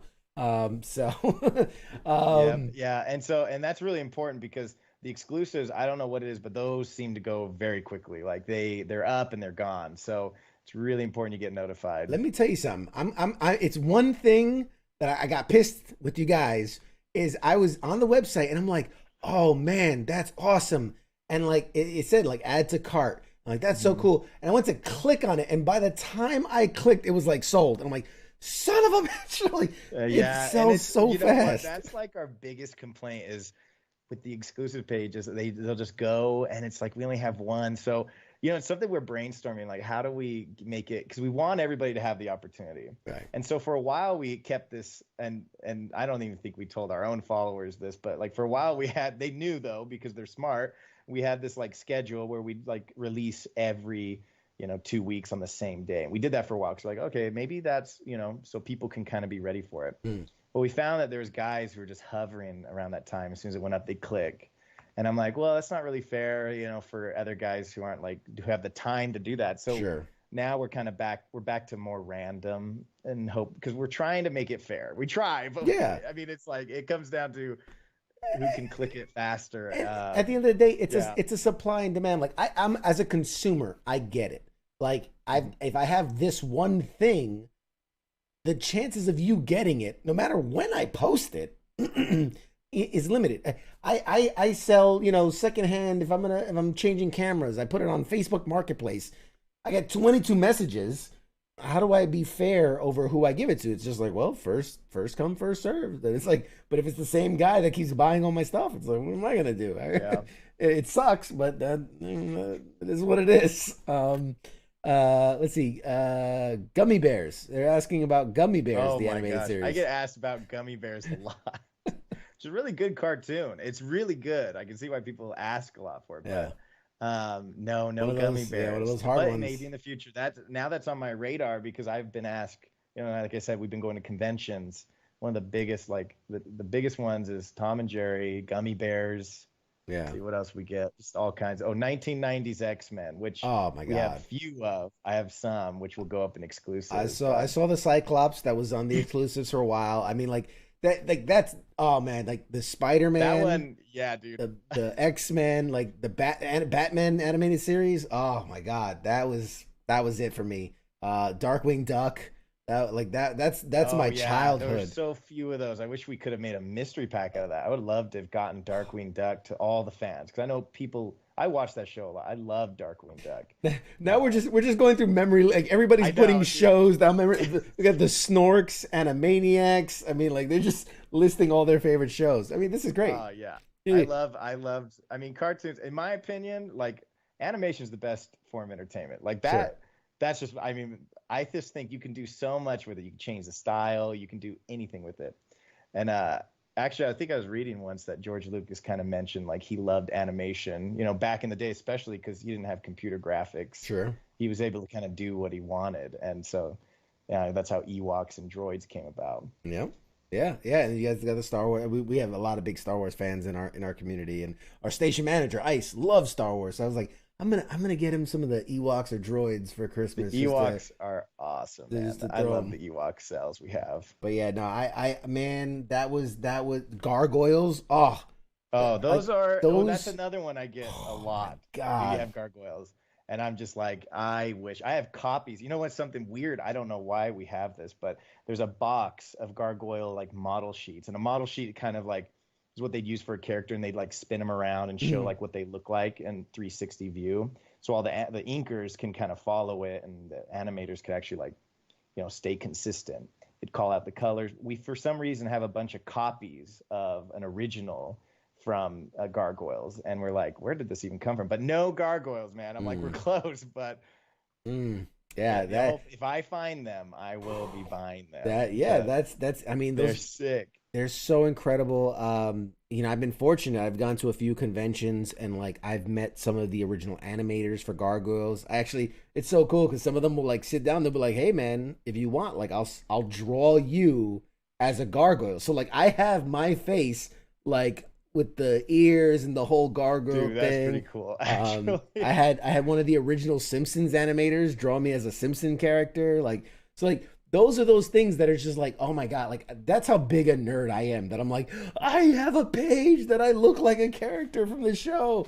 So then to actually own a piece of that actual history of that, this is I mean, it's I was thinking about it, I'm like, this is like art. I mean, obviously it's art, but like one of a kind. This is it only exists in this one, you know, frame, this one cell, right? There's only one of it, because otherwise the other cell will be different. Why have two of the same cell? It doesn't make any sense. But yeah, like I've bought oh my God, I'm such a nerd, and I'm just letting it hang out there, but letting my freak flag fly here. But I have like film cells. So like the little tiny strip of films. Like I'm a big Spider-Man nerd, you know. Oh yeah, you can see I'm a huge Spider-Man nerd. So like I have film strips of the Spider-Man movies. I'm like, what am I gonna do with that? I have no idea. But I'm like, I own, and who knows where it even comes from, right? What janky theater it came from. But like I have this physical thing that connects me to something that I'm very passionate about and that I love. So that's why I really do love what you guys do, because it connects you to that, like for me, my youth and like how I was as a kid and all that. Like, oh my God, it's such a powerful thing. I was there holding my Back to the Future cells, and I'm just like, oh my God, all these things and memories that float back to me. My God, people just keep putting shows in the chat. The Brack Show, DuckTales, Transformers, Rocky and Bullwinkle, Rescue Rangers. Transformers. We have Beast Wars, like from Japan, like the Japanese one. Because when we had our CGI Beast Wars, which I watched, and it's sad to look back on. It's like, okay, that wasn't great animation, but like the Japanese at the same time had their version of Beast Wars, and it was sick. I was like, okay, I should have been watching that one. Yeah, we do have some of those. I wonder if you could probably find the anime somewhere online. Everything's digital nowadays. I'm sure you could find the old cartoons. But yeah, Tailspin, Secret Squirrel, Rescue Rangers, Hong Kong Phooey, Rocky and Bullwinkle. I mean, you guys are pulling out. Yeah, there is a lot of animation, actually, when you think about it. There's a lot out there. I mean, and these are things that people are connected to. Cells, they're somewhere. I don't know. Hopefully not burned. When they get incinerated, that's sad. But maybe they're sitting out there in a warehouse. If anybody knows anybody. Did I not tell you this was your audience? Did I not say that these are the people that these are the people that love this stuff, that they remember it? It's Smurfs in all caps. You know, like they remember this stuff. They love this stuff. We had a few Smurfs. I think we still might be releasing some on exclusives, but that's another one. It's like handful. Yeah, I mean, and it makes sense that, like, because I try to think about it and go, okay, well, these things are put in storage, right? They're things that people assume, oh, this is never going to have value. This is just, I'll just throw it in there. Yeah, basically. But when you find that, like you said, that you find those 2 or 3 Simpsons, it's because there probably was a lot of them, and then over time, people are like, oh, look, Simpsons, and they grab a couple, because that's something that's been so popular and so, it stayed relevant. Obviously, it's still around. Over time, there's like, well, I found 1, I found 2, versus the 100,000 of anything else, because people have rated it, I'm sure, over time. Yeah, and it's it's like, if anyone was like me, I had a bunch of Pokemon cards, but I gave them away back in the day. But now look how valuable they are. Like, so it's that mentality. Anybody who did what I did, that's basically what these guys were doing with the cells. It's like, what is this gonna do? It was cost for them to store it, so it's like burn it or give it away was what they did. And it's kind of sad to think about now, because I'm like, if I just had like 10% of what they probably threw away, it would be awesome. It'd be so cool. My mom gave away my Pokemon cards. It's still a sore subject for me. I try not to think too much about, like, I remember some of the cards I had, and I'm like, I try not to think how much money they'd be worth right now. Oh man, so bad. It's so bad. Okay, so we kind of touched on this a little bit, but like I said, there's 30 something shows that you guys are available right now to look through. Another 50 in kind of the backlog. How do you determine what shows get released and when and how? I mean, is it just kind of a dart throw, or is there kind of a system to it? It's a little both. We'll kind of look at, okay, what do we have available, like right now, what's sorted, what's like kind of ready, and we'll go from that. But like during Halloween, I think we released like Filmation Ghostbusters, and they went pretty fast. And so we try to, like, if it's a Halloween show, we're like, oh, let's do it in October. So there's a little bit of rhyme or reason to it. A lot of stuff, it comes down to, okay, what do we know we have? What have we, like I said, what we were able to kind of sort through, know we have enough of to get out there and just ready to go. So it is a little bit random as well, because again, we don't know exactly, if there's still maybe I say 30%, maybe it's more like 20% we haven't gone through. It's kind of hard to tell. I think we have another release coming up here. I won't say, it's a secret until you get the email, you want to drop the exclusive. This is the place. This is the place to drop the exclusive information, but all right, I won't push. Actually, our followers probably upset if I said now, but it's a good one coming up. I'll say that. Okay. Next, I'll say 2 to 5 days. I'll say that. Okay, people, you heard it here first. 2 to 5 days. Be ready before the next Pop Culture Warrior. Be ready. I'm curious, because how do you price, because I'm going through the website, and I see one, and I'm like, oh yeah, I understand why it's that price, and I'll see another one is priced differently, and like, what do you know, what are the determining factors? Is it like, well, does it have color? Is it black and white? Is it size? Is it like, it's just a big mix of all those things? Yeah, the pricing process it's wild, is the least thing I say, because it's so different for every show. So like when I'm preparing for a convention, I'll have like a bin of a show, and we'll sell them kind of individually there, and you can kind of see. And they can range from like $5 up to $30. Who knows? Like, it just depends on what's in there. That will go by like an individual sale. So we start with the show. We'll say, okay, how popular is the show? How much is out there and available? So we try to like determine a little bit of supply, and then we price based on that. But like with our exclusives, they're all, and it does take some time for us to like figure out the pricing, because we'll do some research. And it comes down to, demand is a big determining factor. And then we factor in demand as the base, and then we go to like quality, and the quality kind of fluctuates from there. And then you'll see some things really cheap online, and that sometimes because they're bent. So if you see something that's like oddly low, that might be because, you know, we'll put in a note saying, oh, it's a little damaged. But gotcha. You know, when it's damaged, we actually go pretty low. You could probably get us some cool stuff. Oh, that's pretty cool. That's good to know. That's good to know. Oh, Timmy wants to know when you said 2 to 5 days. He said regular or business days. What did I mean? Let's see. Let me just look at the calendar here. Yeah. Drop those exclusives, man. Let us know. Let the people know. They want to know. I would say days. There you go. Not business days. Regular days. 2 to 5 regular days. Yep. You heard it here first. Pete in the chats wants to know, hey, can you get Gundam Gungrave and, oh my God, I can't even pronounce that. Takenomi? Takenomi. Oh, you know, I don't currently have Gundam. That would be a gold. That would be gold because that's like one of the OG robot fighting. One of the originals. Cartoons. One of the originals, yeah. I don't have them currently. Maybe soon. I mean, we purchased a website. Like we acquired a collection from a website called Anime Sells for Sale.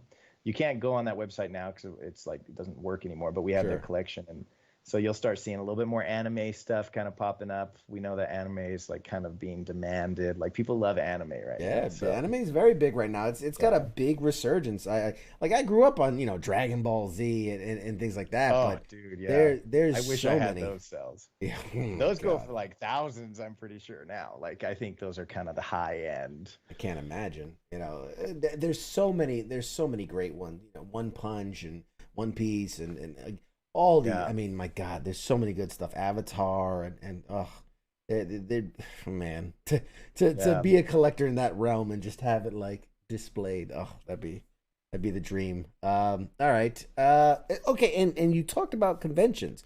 So I know you guys are just kind of getting the ball rolling. What kind of conventions are you doing? You know, what's the goal? What do you see yourselves guys going with the conventions? Mostly like Comic-Con, fan expos, like Fan X. Like we went to Fan X in Salt Lake because we're based out of Salt Lake. So we're like, oh, let's go try that out.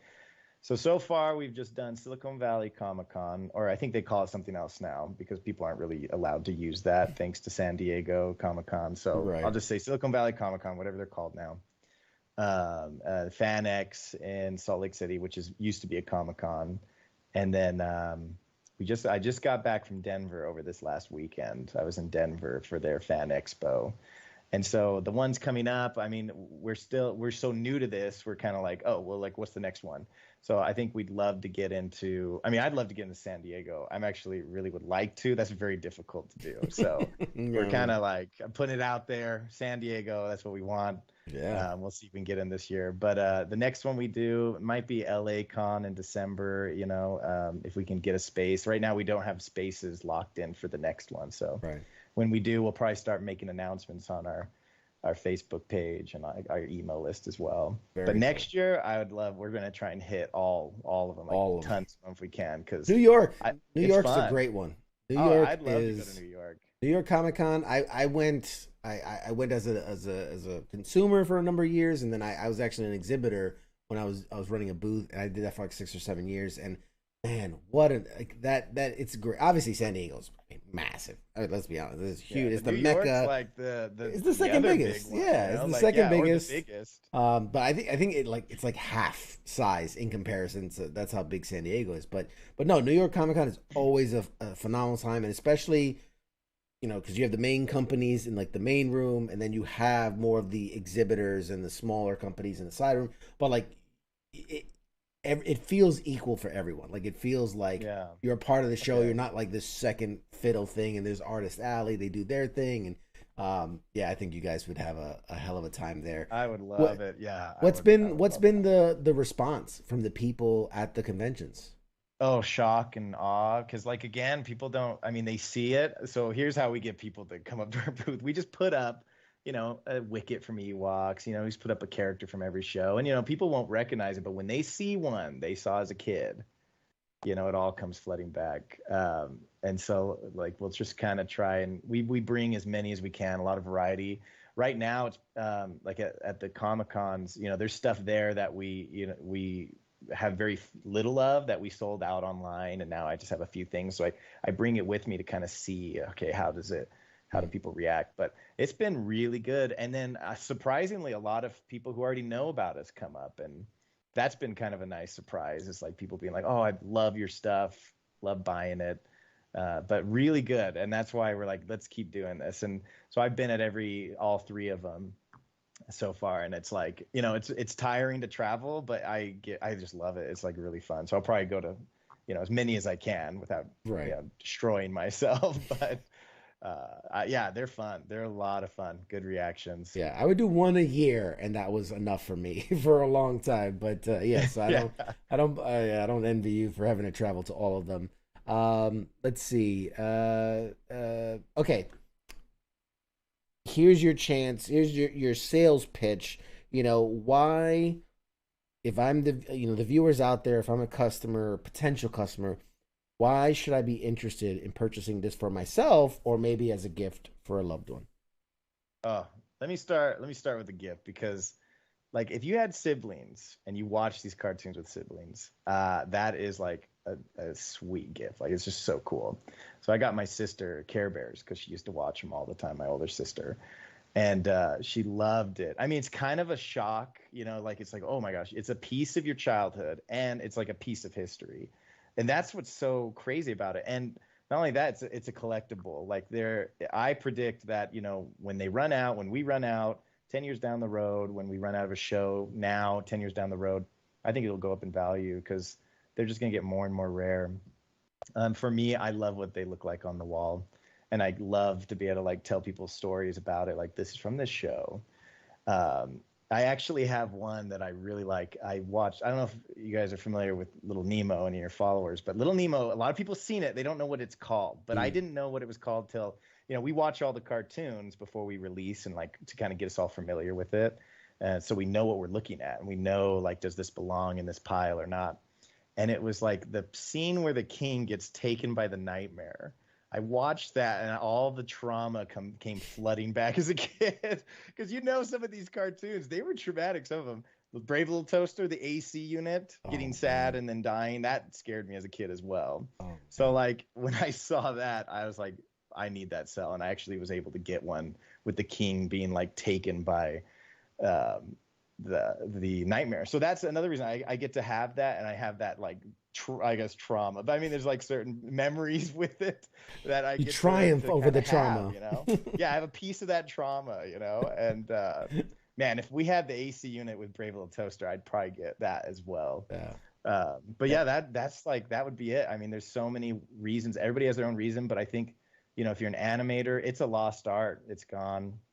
Like they don't do it, and they don't do it like that anymore. If anyone does, it's going to be a Kickstarter, and it probably won't make a lot of money, so it's not going to be as big. Yeah. Jen in the chat says she just teared up over the Brave Little Toaster. Oh gosh. So there you go. Traumatic. It is. I couldn't watch. Was it Fantasia as a kid? Man, that messed me up. I was like, really? Oh man.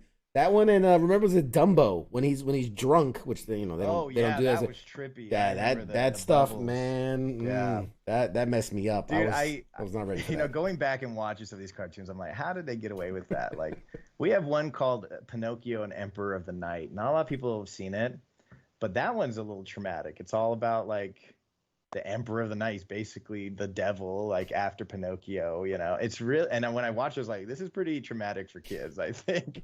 You know, the wholesome, you know, boy comes back to life and devil comes after him, you know. It's the typical Saturday morning stuff. Oh yeah, you know? No, it was pretty typical. Like, we got Devil and Daniel Mouse. That one's about like this girl making the deal with the devil to become a rock star. Like, it's kind of a theme, I think, for a while. It's really interesting. I think the 70s, 80s was all about the rock star fantasy, but also like making the deal with the devil. I think that was such a common theme for a lot of it. Yeah, I believe so. Such violence. So I saw too that I think it was on your Facebook page. You guys are running a giveaway. You're doing a giveaway to 2 amazing character models from the production of the Magic School Bus. So guys, you have to follow them on Facebook and Instagram, tag a friend, and then one winner will be chosen on Facebook, one winner will be chosen on Instagram, and that's November 5th. So it's right down the road. So if you guys want a chance at that free giveaway, Go find them. Yeah, and the reason why we're doing giveaway with those, they're just so rare. Like, yeah, so part of my research is, trying to find these, and there is an account on Reddit, deep in the Reddit, I was looking, and there is one person who was an animator on it who said they did incinerate them.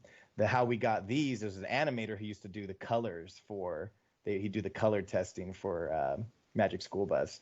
So we're like, well, how do we price these? We're like, oh, let's just give them away. It'd be kind of cool. Like, it's a great, fair way. We do it randomly.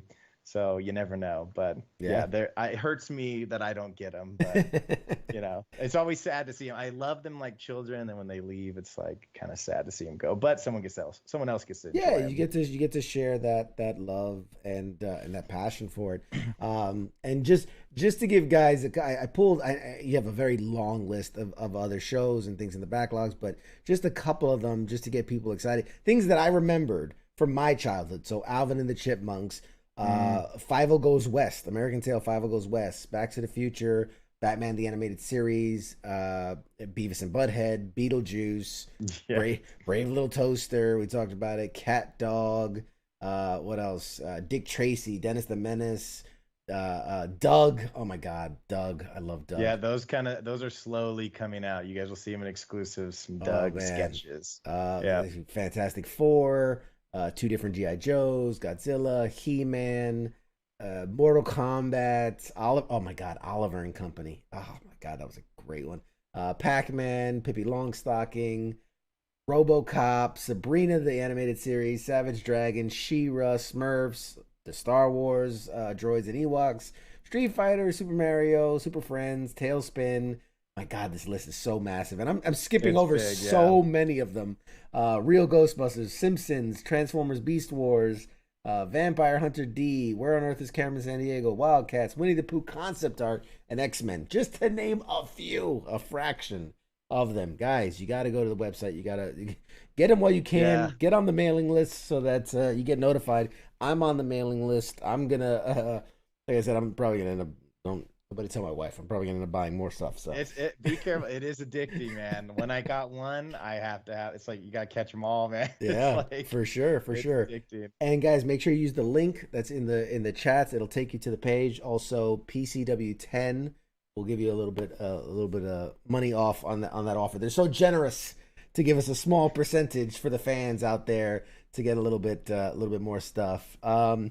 Man, we have come to the top of the hour, dude. This time flies by, but I really wanted to thank you for coming on. Tell the folks where they can follow you guys. We're on Facebook and on Instagram, I know, but what are the do you know the sites? It's at animation.legends for our Instagram, and then Animation Legends, I believe, on Facebook. I should know that better. But yeah, search Animation Legends. We got the AL logo. And then animationlegends.com will take you to wherever you want to go, and that's where you can find everything. Yes. All of our stuff. But thank you, man. This has been really fun. Oh, absolutely. Really absolutely. And you guys are going to be tagged on the next couple of videos. I got the logo. You can't see it, but the audience can. I got the logo up here on the side. And next week, I'm going to dig out whatever box I put them in to store them. I wanted to make sure they're preserved. So I'm going to dig out whatever box I put them in, but I want to share with the audience the cells that I got. I know I posted about it when I first got them. This is way back when, but I posted about it. I was so excited about it, but I'll break it out so the audience can see it. But man, this has been so cool. It has been awesome to have you on, man. Anytime you want us to promote some exclusives, let me know, man. We'll put it on the page. We'll let the people know that to keep their eyes and ears out. We'll do something for your followers. We'll get a sweet giveaway just for you guys. So, dude, that is so. Keep an eye out. So awesome. Talk. Yes, we're gonna talk. We're gonna work on it. But but thank you, Sami, so much. I'll give you the last 2 seconds here to say goodbye to the audience, and then I'll toss us to break. Thank you, guys. Take care. All right, guys, we'll be right back after a short break. See you on the other side. Shots. Do you ever online shopping and go, what the is this? We sell the animation cells you're seeing on the screen. What's an animation cell? Well, we all know digital animation is how you make cartoons these days. Animation used to be created by sequencing hand-painted celluloids. Literally thousands of these hand-painted cells would make up just minutes. To own one of these cells is owning a piece of the show and a piece of your childhood. Check out animationlegends.com today, because once these are gone, they're gone for good. You're listening to the sounds of WTF Nation Radio.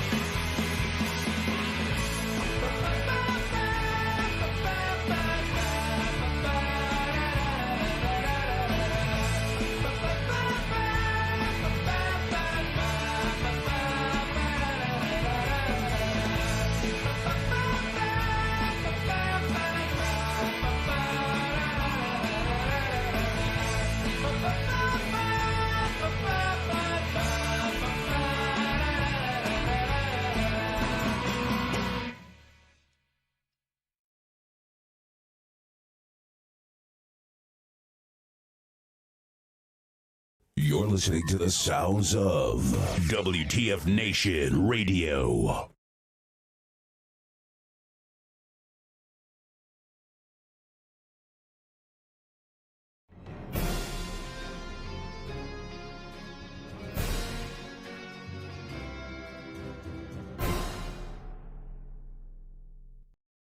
Hey, everybody, we're back.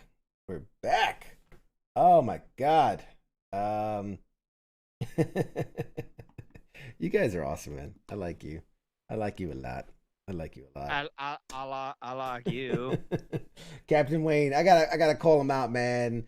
He says this page and this station always makes me feel better. Thank you guys for all your hard work and connections. I hope you guys keep the awesome ball rolling for a long time. Sir, you honor me. I thank you on behalf of the whole station. I'll take that credit. I'll take it all on my own. Thank you so much. You're awesome. Guys, don't go anywhere yet. We've been talking about this costume contest. I have pictures. We have our finalists. And I want you, the audience, to vote on who's going to win. Obviously, myself and Radar will have the final say. But what say you, Radar? You ready to look at some... Man, I am ready for costumes. You ready for costumes? Let's close out. I know it's November 2nd, but let's close out the Halloween season right here, live on Pop Culture Warrior. I'm going to bring up some costumes. Let's see. I put it under the WTF News of the Week, but whatever. All right. Wow. First up, man, that just came right out the gate. This is a strong contender. Strong contender right here. For people's, personal, I will say this is Steven and Alana, and oh god, they told me the horse's name and I forgot. Shit. Steven. No, Steven's the guy. Oh. Lana's the girl. The horse's name was Lucky?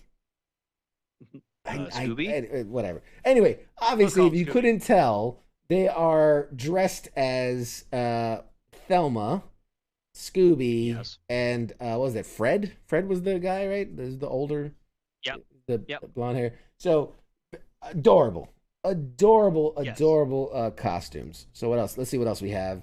So we're gonna go through some of the finalists, and then we'll determine who wins what. So here we have Mike and his two adorable girls. By the way, if you guys tuned in last week and we were doing was it last week that we were doing? Yeah, the games, the trivia murder mystery. Remember Zofia who won twice? Yep. It's the little one. The little one. That's Zofia, Supergirl. Nice. That's the Zofia that beat us in murder trivia twice. Hey, there's no shame in the game, man. She did good. Honestly, half that shit I was just guessing too. So it's not a game of guessing than me. It's not a game of if you know. It's a game of if you're better at guessing. All right. What else? Absolutely. And she, you know what? She's the best guesser. Props to her, Supergirl. Good job. Who's this guy? Who's this caveman looking dude right here? Look at that guy. So handsome. But yeah, he's something. Were you going for a specific character or just a general look? No, so my wife has a big box and like bag of Halloween costumes. She said, "You wearing this one this year?" I said, "All right then." So that's what I went as. Fair enough. So. Generic caveman. That's. Yep, I'm just caveman. Just caveman. All right. Here we have. Fucking caveman. Here we have Diego as Scream character. What was Ghostface? That's what the name was, right? Ghostface was the name of the killer. So we have Diego as Ghostface. Apparently, he had a heart attack or fell asleep. I don't know, but it's Ghostface taking a nap. I don't know, but there's Ghostface. What else we got? Here's a strong contender. This is Dominique. And I'm gonna go with some type of like voodoo high priestess kind of a I'm a fan. Chris Angel-esque voodoo master. I mean, I like it a lot. And too, I like it a lot. All right, this is Elizabeth and her wiener dog, which I guess the costume is the wiener dog, and she's just wearing a Wonder Woman shot, but the wiener dog. Adorable. He's a hot dog. I mean, what else did I say?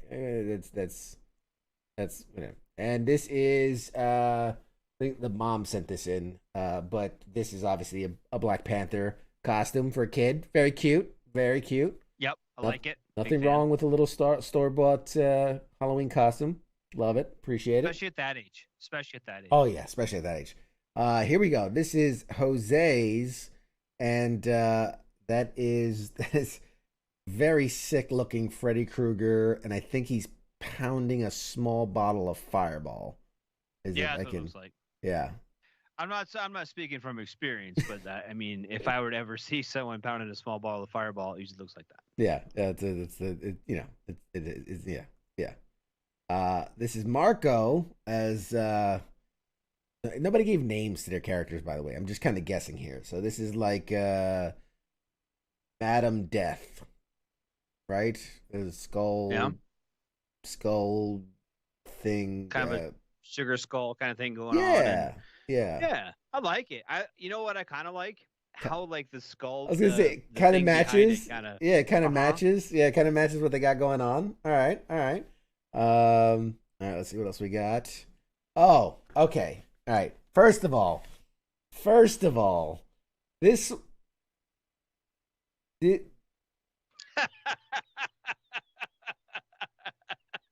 is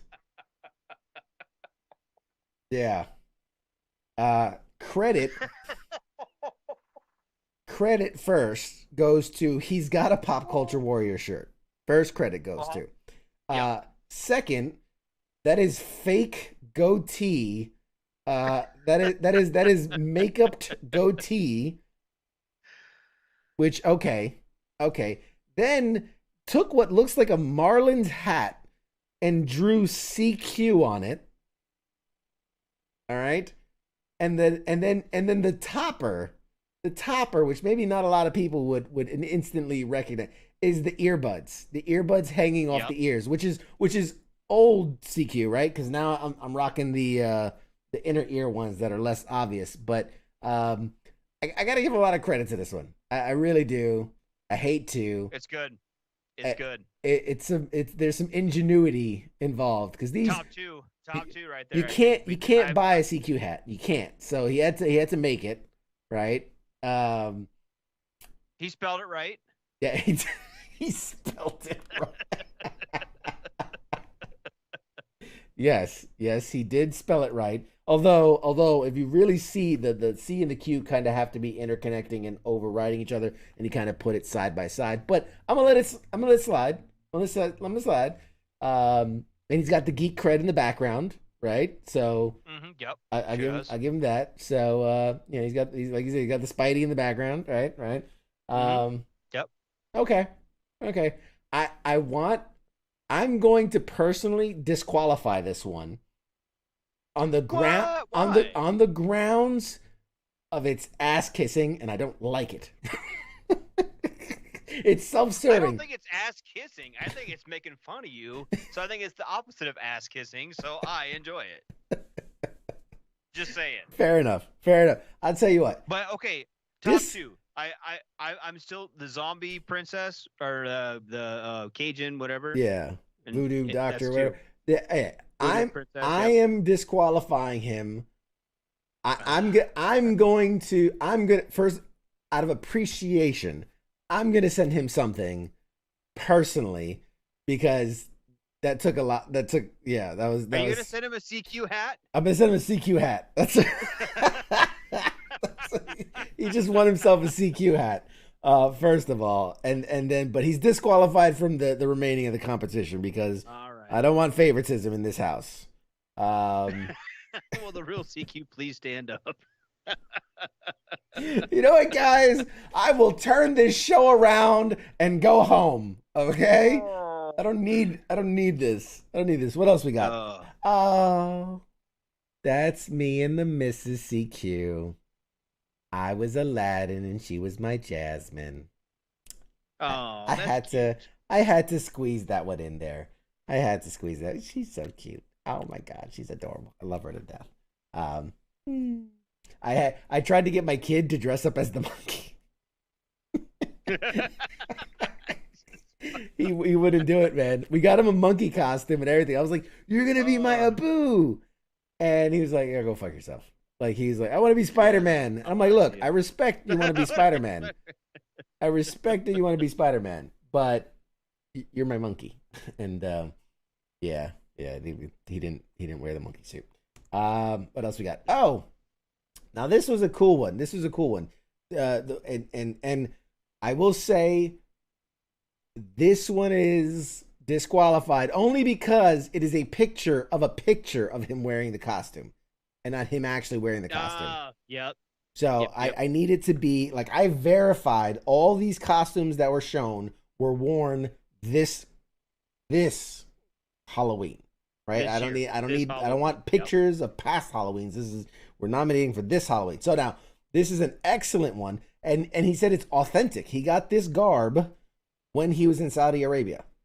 And he told a great story about how he wore it. I guess he does like nursing or some type of thing where he's like, I did rounds wearing this, and someone put a sign that like, harem wanted, like that. It was like and he said by the end of it, like he actually got a couple numbers. So I'm like, hey, good for you, man. That is rocking it. But yes, but disqualified from this year's competition because it's a picture of him in costume. Yep. This is Batmandy. Get it? Batman D. Mandy's the name of the dog. Mm-hmm. It's Batmandy. But yes, adorable pooch. I think the caption was like justice or something like that, like the dog justice or something. But adorable. And that brings us back. So those are our finalists for this year's competition. So what I'm gonna do, guys, I need your help. I'm gonna get a vote. Radar's gonna get a vote. Hey, while we're disqualifying people, I think we should disqualify ourselves as well. In all fairness. I mean, well, yeah. You know what I mean? No. Don't. We were never in it to begin with. This was just sharing our own. People in the condos were like, "Oh my God, CQ is so cute. They should have them." Well, no. We're out of the thing. I mean, if you want it, it's fine. But here you go. Here's the final slate. Not counting us, not including us, and not counting the 2 outfits that I disqualified for this year's competition. But there you go. So guys in the chats, if you could help me, put in the number of the costume that you would like to vote for, numbers 1 through 9. Just put it in the chats, and we'd love to hear your feedback. I'd love for you, the viewers, to decide who gets this year's Halloween prize. And all right, we already got our first vote. Heath says number 9. Captain Wayne, next year I'm gonna dress up as hillbilly couch potato. Mr. Radar, would you place your vote, please? I'm gonna say number 2. Mr. Radar says number 2. So we got a single vote for number 9 and a single vote for number 2. Charles says number 3. Oh man, the dead heat. Okay, 2 for number 2. 2 for number 2. Oh, this is exciting. Mm-hmm. Yep. I feel like I'm calling a snail race. Number 2's in the lead. Now number 3. Number 2. Oh wow, another vote for. I think we've got an early front runner. For let's see if I can pull.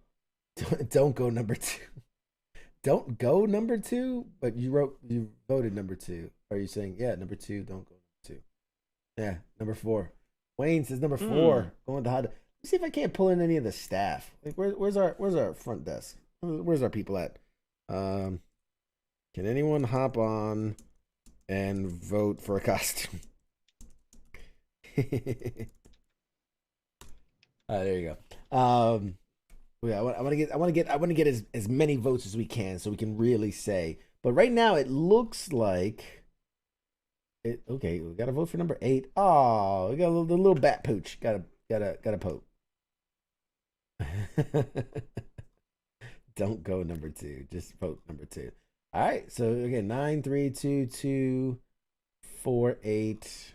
Still like to get Charles. Charles wants to vote for you.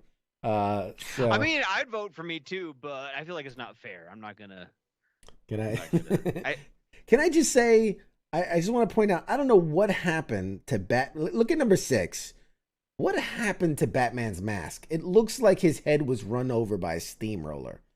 I don't know if, did he fight a villain that, has a flamethrower and it melted his face? But I don't know. The mask, the mask got all mushy for me. Well, I mean, I don't know. All right. So right now, I see in the chats anyway, I see 2 votes for 3 and 2 votes for 2. Yep. All right. So and then I voted for 2, so there's 3 votes for 2. Mushy he's got mush mask. Yes. It's got mush mask. It really seals in the flavor. Mm-hmm. Okay. It just looks like Ben Affleck's Batman to me. I don't know what it seems like. Mean, that's kind of the look it was going for. All right, so let's see if I can do it this way. I wonder if I can. I don't know if this is going to be entertaining or not, but let's find out. All right, so I don't see any votes for number 7. So let's go like this. Oh, that's not number 7. Why did I have that listed as number 7? It's not number 7. There we go. All right, so number 7's out. Who else did I not get a vote for? 9, 1. We didn't get any votes for number 1. No votes for number 1. No votes for number 1. All right. If the mouse decides to want to work today, that'd be awesome. Is that number 1? Hey, there goes number 1. All right. Yeah, I think we got like 1 vote for everybody else. There's 3. There's 8. No, we didn't get a vote for number 6. So mushy Batman goes. Nope, that's not the right one. Where are you at? Nope, that's not the right one. I'll find you eventually. I'm just clicking buttons. Where are you? Why I can't make them go away. Make it go away. There it is. Oh man, my numbers are all mixed up on the screen. How are your numbers all mixed up? It just got a number 6. Sorry, #6. Hashtag 6 is no longer with us. I will find mushy mask. All right, okay. Number 5, I definitely don't think we're narrowing it down. Sorry, it was like click through to figure. I gotta do better my numbering system. All right, so let's see. I think that puts us down. Number 9 only had 1 vote, so let's get rid of number 9. Who voted for number 9? Whoever Heath. Heath. You have to re-vote. Yes. Heath revote for Heath. somebody. Heath revotes. And I think we only had 1 for number 4. 4 and 1 for number 8. So we're gonna go. So I think that takes us down to our last 2. So if I take out. Yep, no, not that one. Not this one. Yep, there, that one. And then. One of those ones. Shut up. Stop. All right. I think we've got it down to our last 2. Now, now, if I count Radar's vote, it's an easy number 2. But I wanted to give Heath and whoever voted for, what was it? Number. He says 2 as well. Okay. So... Okay, hang on. David Miller was out there. He voted for number 8.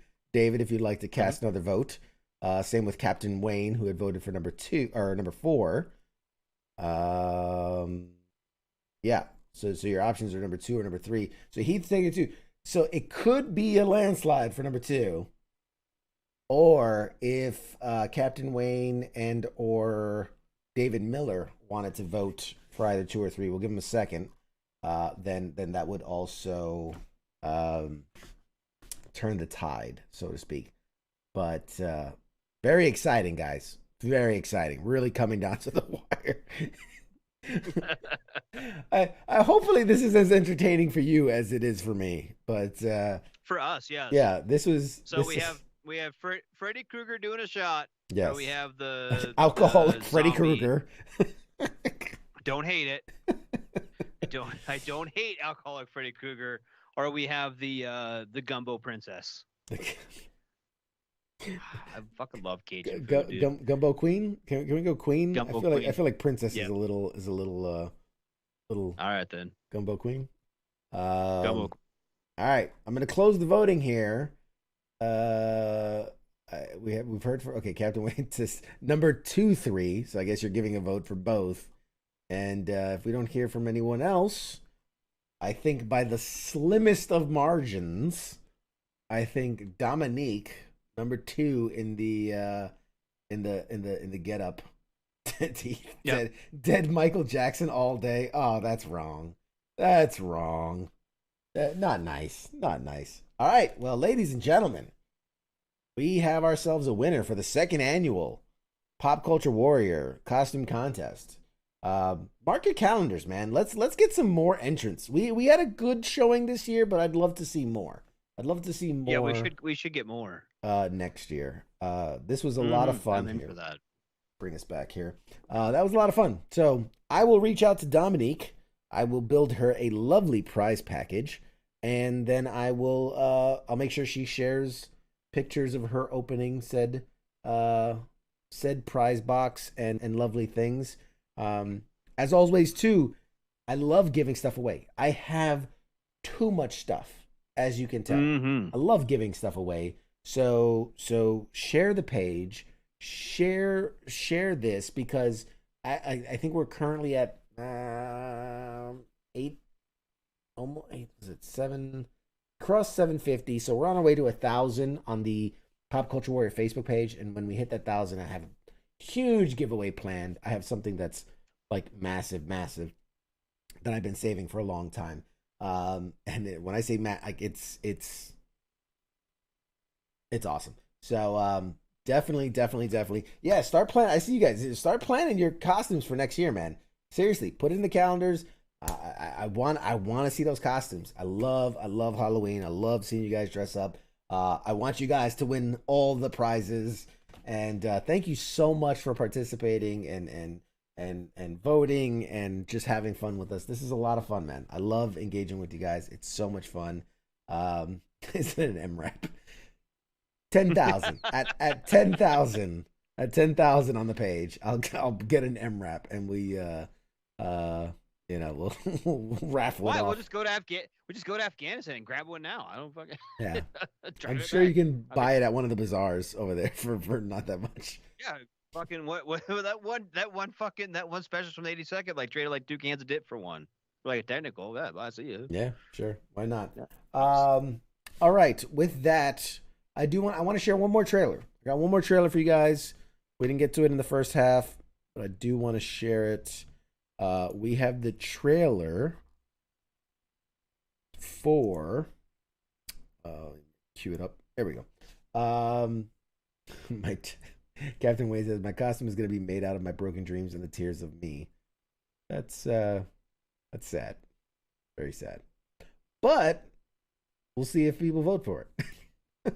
If it works out, great. All right, guys, I got the trailer for the Book of Boba Fett.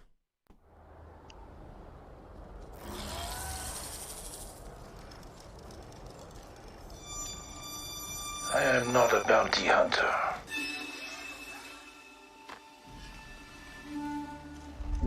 I've heard otherwise.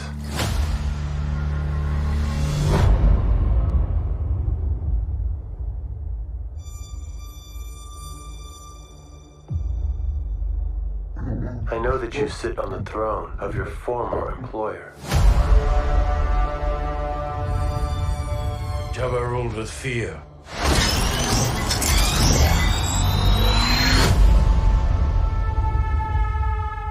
I intend to rule with respect.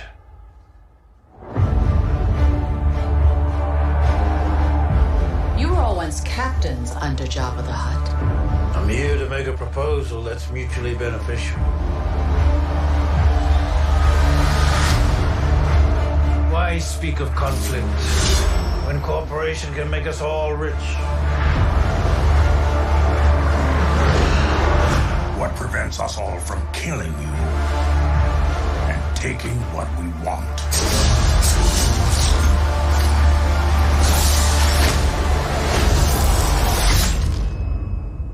If you had spoken such insolence to Jabba, he'd have fed you to his menagerie.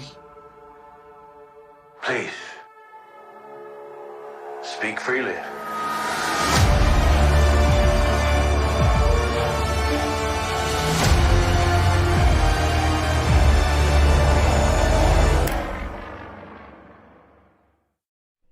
All right, the Book of Boba Fett. I think what they're going for is almost like a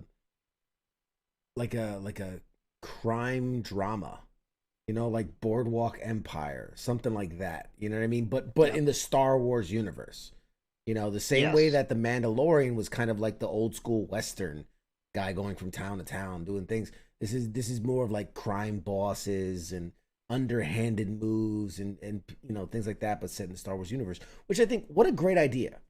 What a great idea to take something that's been done the same way so many times. Star Wars has been done over and over and over the same way every time.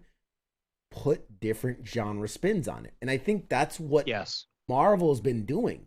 If you look at WandaVision, you look at Bucky or Captain Falcon and the Winter Soldier, you look at, Hawkeye. Captain America and the Winter Soldier, they changed it, remember? I'm talking about the series as it arrived. But you look at Loki, you look at, all these, they're set in very genre kind of ways. And I think that's what they're doing with the Book of Boba Fett. I'm interested to see it. Well, and I think it's a good idea. I think it's a really good idea. It's definitely a fresh look at that kind of. And if you think about it this way too, in the big Star Wars universe, there's plenty of room for something like that storyline and that type of narrative where it's so big you can do those kind of things. And now I'm curious, because Grogu, Baby Yoda, was such a big draw to The Mandalorian. You know what I mean? I wonder how many people came to The Mandalorian because of that particular character. True. And this doesn't seem to have outwardly at the beginning to have that this sort has of character. Boba Fett. Think about how long people have been clamoring for Boba Fett. Like he's a guy that lasted all of like 3 lines in one movie, and everybody's like, "Oh my God, Boba Fett's the greatest character of all time." Now, what I will say about The Mandalorian, I think part of the draw to The Mandalorian was people fascinated in Boba Fett, right? Because that's the whole idea. He's wearing Mandalorian armor just like Boba Fett was, and this whole thing. But also remember, Grogu, Baby Yoda, was never initially a draw. It was a surprise. It was never promoted before the release of the first episode. So you didn't see Baby Yoda until you watched the episode. Now, yes, word of mouth, draw more people to it, of course. Right. But it wasn't like that was the lead up to that series where it's like, oh my God, we're going to get Baby Yoda. You know what I mean? That wasn't announced ever until the first episode aired. That's true. So, yeah. I don't know. Like, I honestly, like, that was the reason my kids wanted to watch it. Yeah. That's the whole reason. I think a lot of kids. And the whole reason, if it wouldn't have been for this show, I probably wouldn't have watched it unless my kids wanted to watch it. There you go. So, I mean, like, I like Star Wars fine, and that was kind of the first kind of soiree into Disney Plus, right? It came out as Disney Plus was released, and all of the things. And I was kind of like, whatever, I take it or leave it. And then, because I don't hate Star Wars, I'm just not into Star Wars. Does that make sense? Like, I'm not the person that's going to camp outside a fucking movie theater to watch the next Star Wars film come out. Sure. Not me, not Radar. So when this came out on Disney Plus, I was like, okay, whatever, I'll watch it. Fine, whatever, it's fine. And then the kids found out about Baby Yoda, and all of a sudden, we need to watch this. We need to watch Baby Yoda. I'm like, what the fuck are you talking about, Baby Yoda? Oh, The Mandalorian. Okay, we'll watch that. And then we all watched it, and it was fine. I enjoyed the Mandalorian just fine.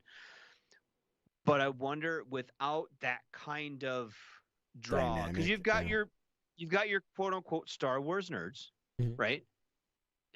Let's call the faithful, the Star Wars faithful. Okay, the faithful, the ones who were like, they want the story of Boba Fett and they want everything about him. He was in one movie for 3 lines. Radar don't give a shit.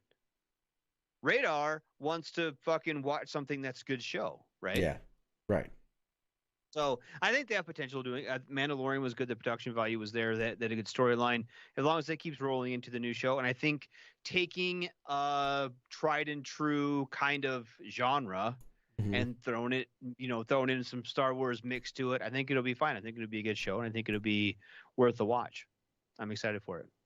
Fair enough. That's saying a lot. Radar doesn't say he's excited for a whole lot. So. It's so true. I love it. It's one of the things I love about you, man. You save it. It's like a fine wine.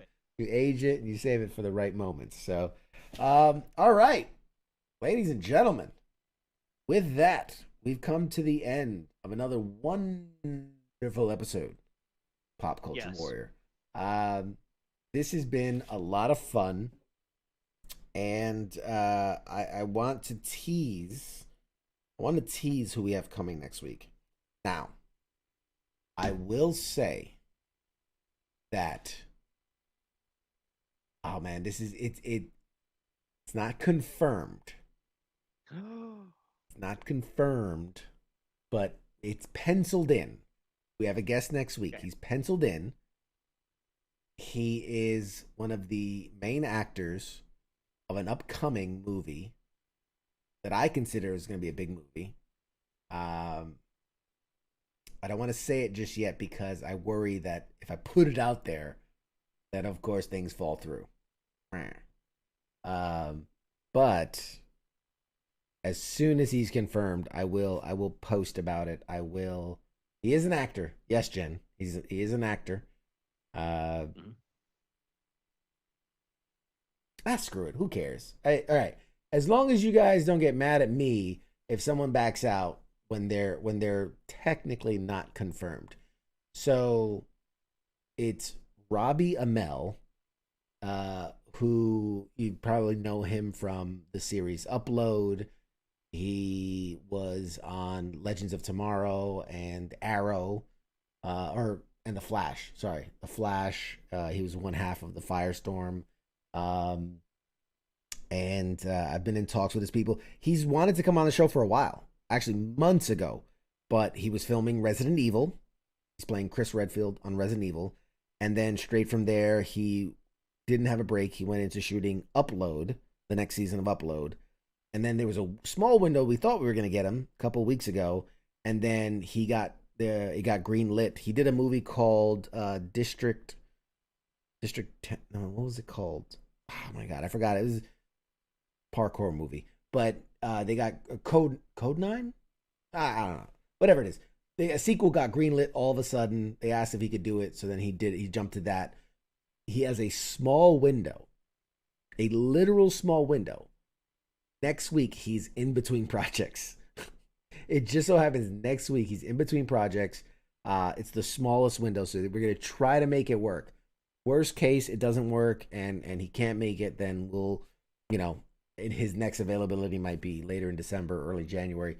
But yeah, he's given us a soft confirm. He's like, let's check in a couple of days, and we'll let you know if he can make it or not. But super excited, man, because we can talk about Resident Evil, which is coming out. We can talk about Upload, which is a great show. If you haven't seen it, we'll ask him all the pertinent questions, like what Captain Wayne wants to know. Does he like jalapeno cheese bread, jalapeno cheese bread? We'll ask him all those questions and more. If we can nail him down for next week. If not, we'll push it back a couple weeks. But he literally said, he's like, I want to do the show. He's like, I'm just working. Post pandemic, as things are picking up, man, everybody's catching up on a lot of work that's been getting pushed off. So guys are like, every actor I've talked to is like booked, like just thing to thing to thing to thing to thing because of the whole pandemic. They weren't doing nothing. So with that, Mr. Radar, would you tell the fine folks at home what they can expect from the next week at WTF Nation Radio? Well, the whole schedule, the whole shebang, starts out tonight. You have been listening to CQ on the Radar, Pop Culture Warrior, every Tuesday, right, y'all? Okay. Tomorrow, Wednesday, Danza Day, a day of no scheduled activities. We all are off work.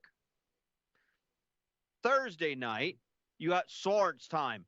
Sergeanting will be happening with Ice and Spanky. Last week, it was me with Ice. This week, Spanky will be back and bigger and better than ever.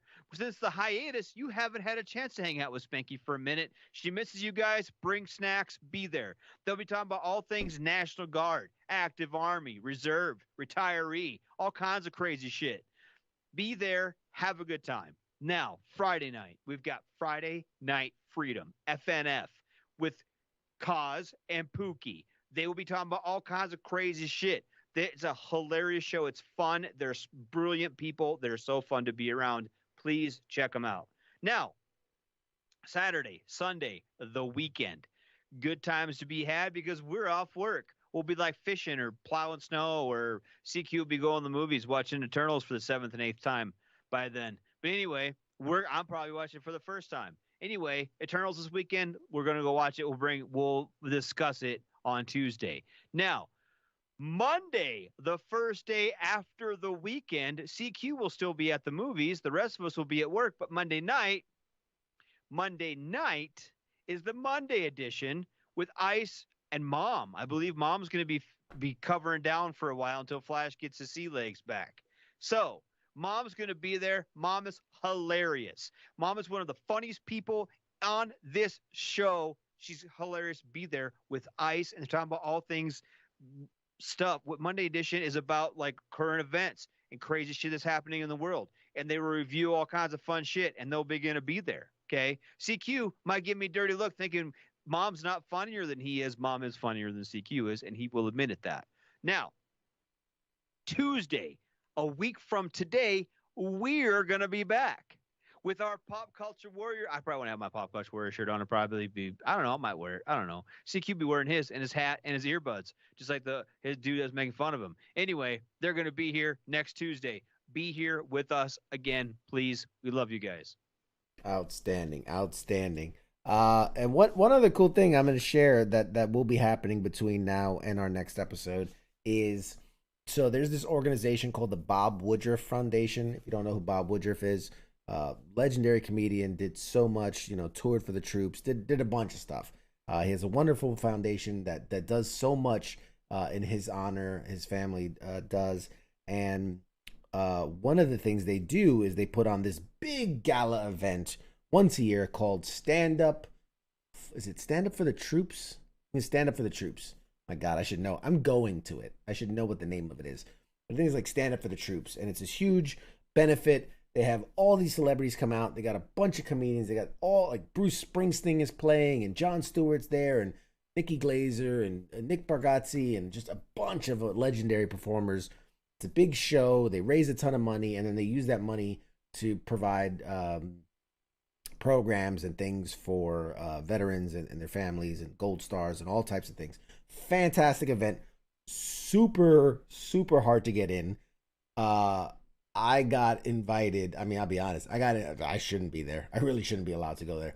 But I got invited through an organization that I've worked with in the past, and it was a way to, I don't charge. If I'm speaking for an organization or I'm hosting an event or I'm doing something, I never ask for money or anything like that. So they got a ticket to this thing, and they're like, hey man, just as a thank you to all the stuff you've done for us, would you like to go? And I mean, you had me at, Jon Stewart and Bruce Springsteen and Nikki Glazer and Nick Bargatze and all these guys that are going to be performing. So I'll be front row and center for this amazing night of entertainment. Are you performing? Yeah, right. Yeah. I'm sharing the stage with fucking Bruce Springsteen and Jon Stewart, because hey, they need opening acts, dude. I would be the opening act for the opening act of an event. Like, you're gonna be like outside telling jokes, people in line and shit. Yes, that's exactly it. I'm just the guy that's collecting stubs at the door. That's my position. You can collect stubs with your stubs. So yeah. So if you'd like to see behind the scenes, again, follow the Pop Culture Warrior page on Facebook. Follow the Instagram Pop Culture Warrior. Follow the Twitter at WTF_CQ. I gotta fix that one. That should be Pop Culture Warrior. But yes, I'll be posting pictures. I'll be talking about the event. I'll be showing. You're gonna see me all dialed up. I'll be in my like best cocktail attire, looking all spiffy and good looking and whatnot. I'll have my doll on the side. My wife, my gorgeous +1 will be there. But I'll share looks at that. Also, I'll be posting about Eternals, my thoughts and reviews, and we'll talk about it on Tuesday. We'll talk about the event. We'll talk about Eternals on Tuesday. So it's gonna be a fun day, one way or the other. But thank you guys so much, as always, for hanging out with us, being a part of the show. We can't do it without you.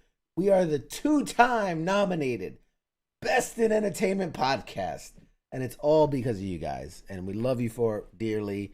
Thank you for everybody that contributed pictures to the Halloween costume contest. I look forward to seeing more from you guys over or next year for Halloween. keep up to date. We got lots of cool stuff coming for the rest of the year. I got a couple big surprises come the next few weeks into the holidays, and we're gonna end the year with a real bang. And man, am I excited for what next year is gonna bring. Oh, it's gonna be so good. With that, Mr. Radar, do you have anything else for us tonight? I sure don't. All right. Well, hey, we appreciate all you guys. Thank you for hanging out with us, and we will see you next week. Peace, shots, and hey, say goodnight, Radar. Good night, Radar. Shots, guys.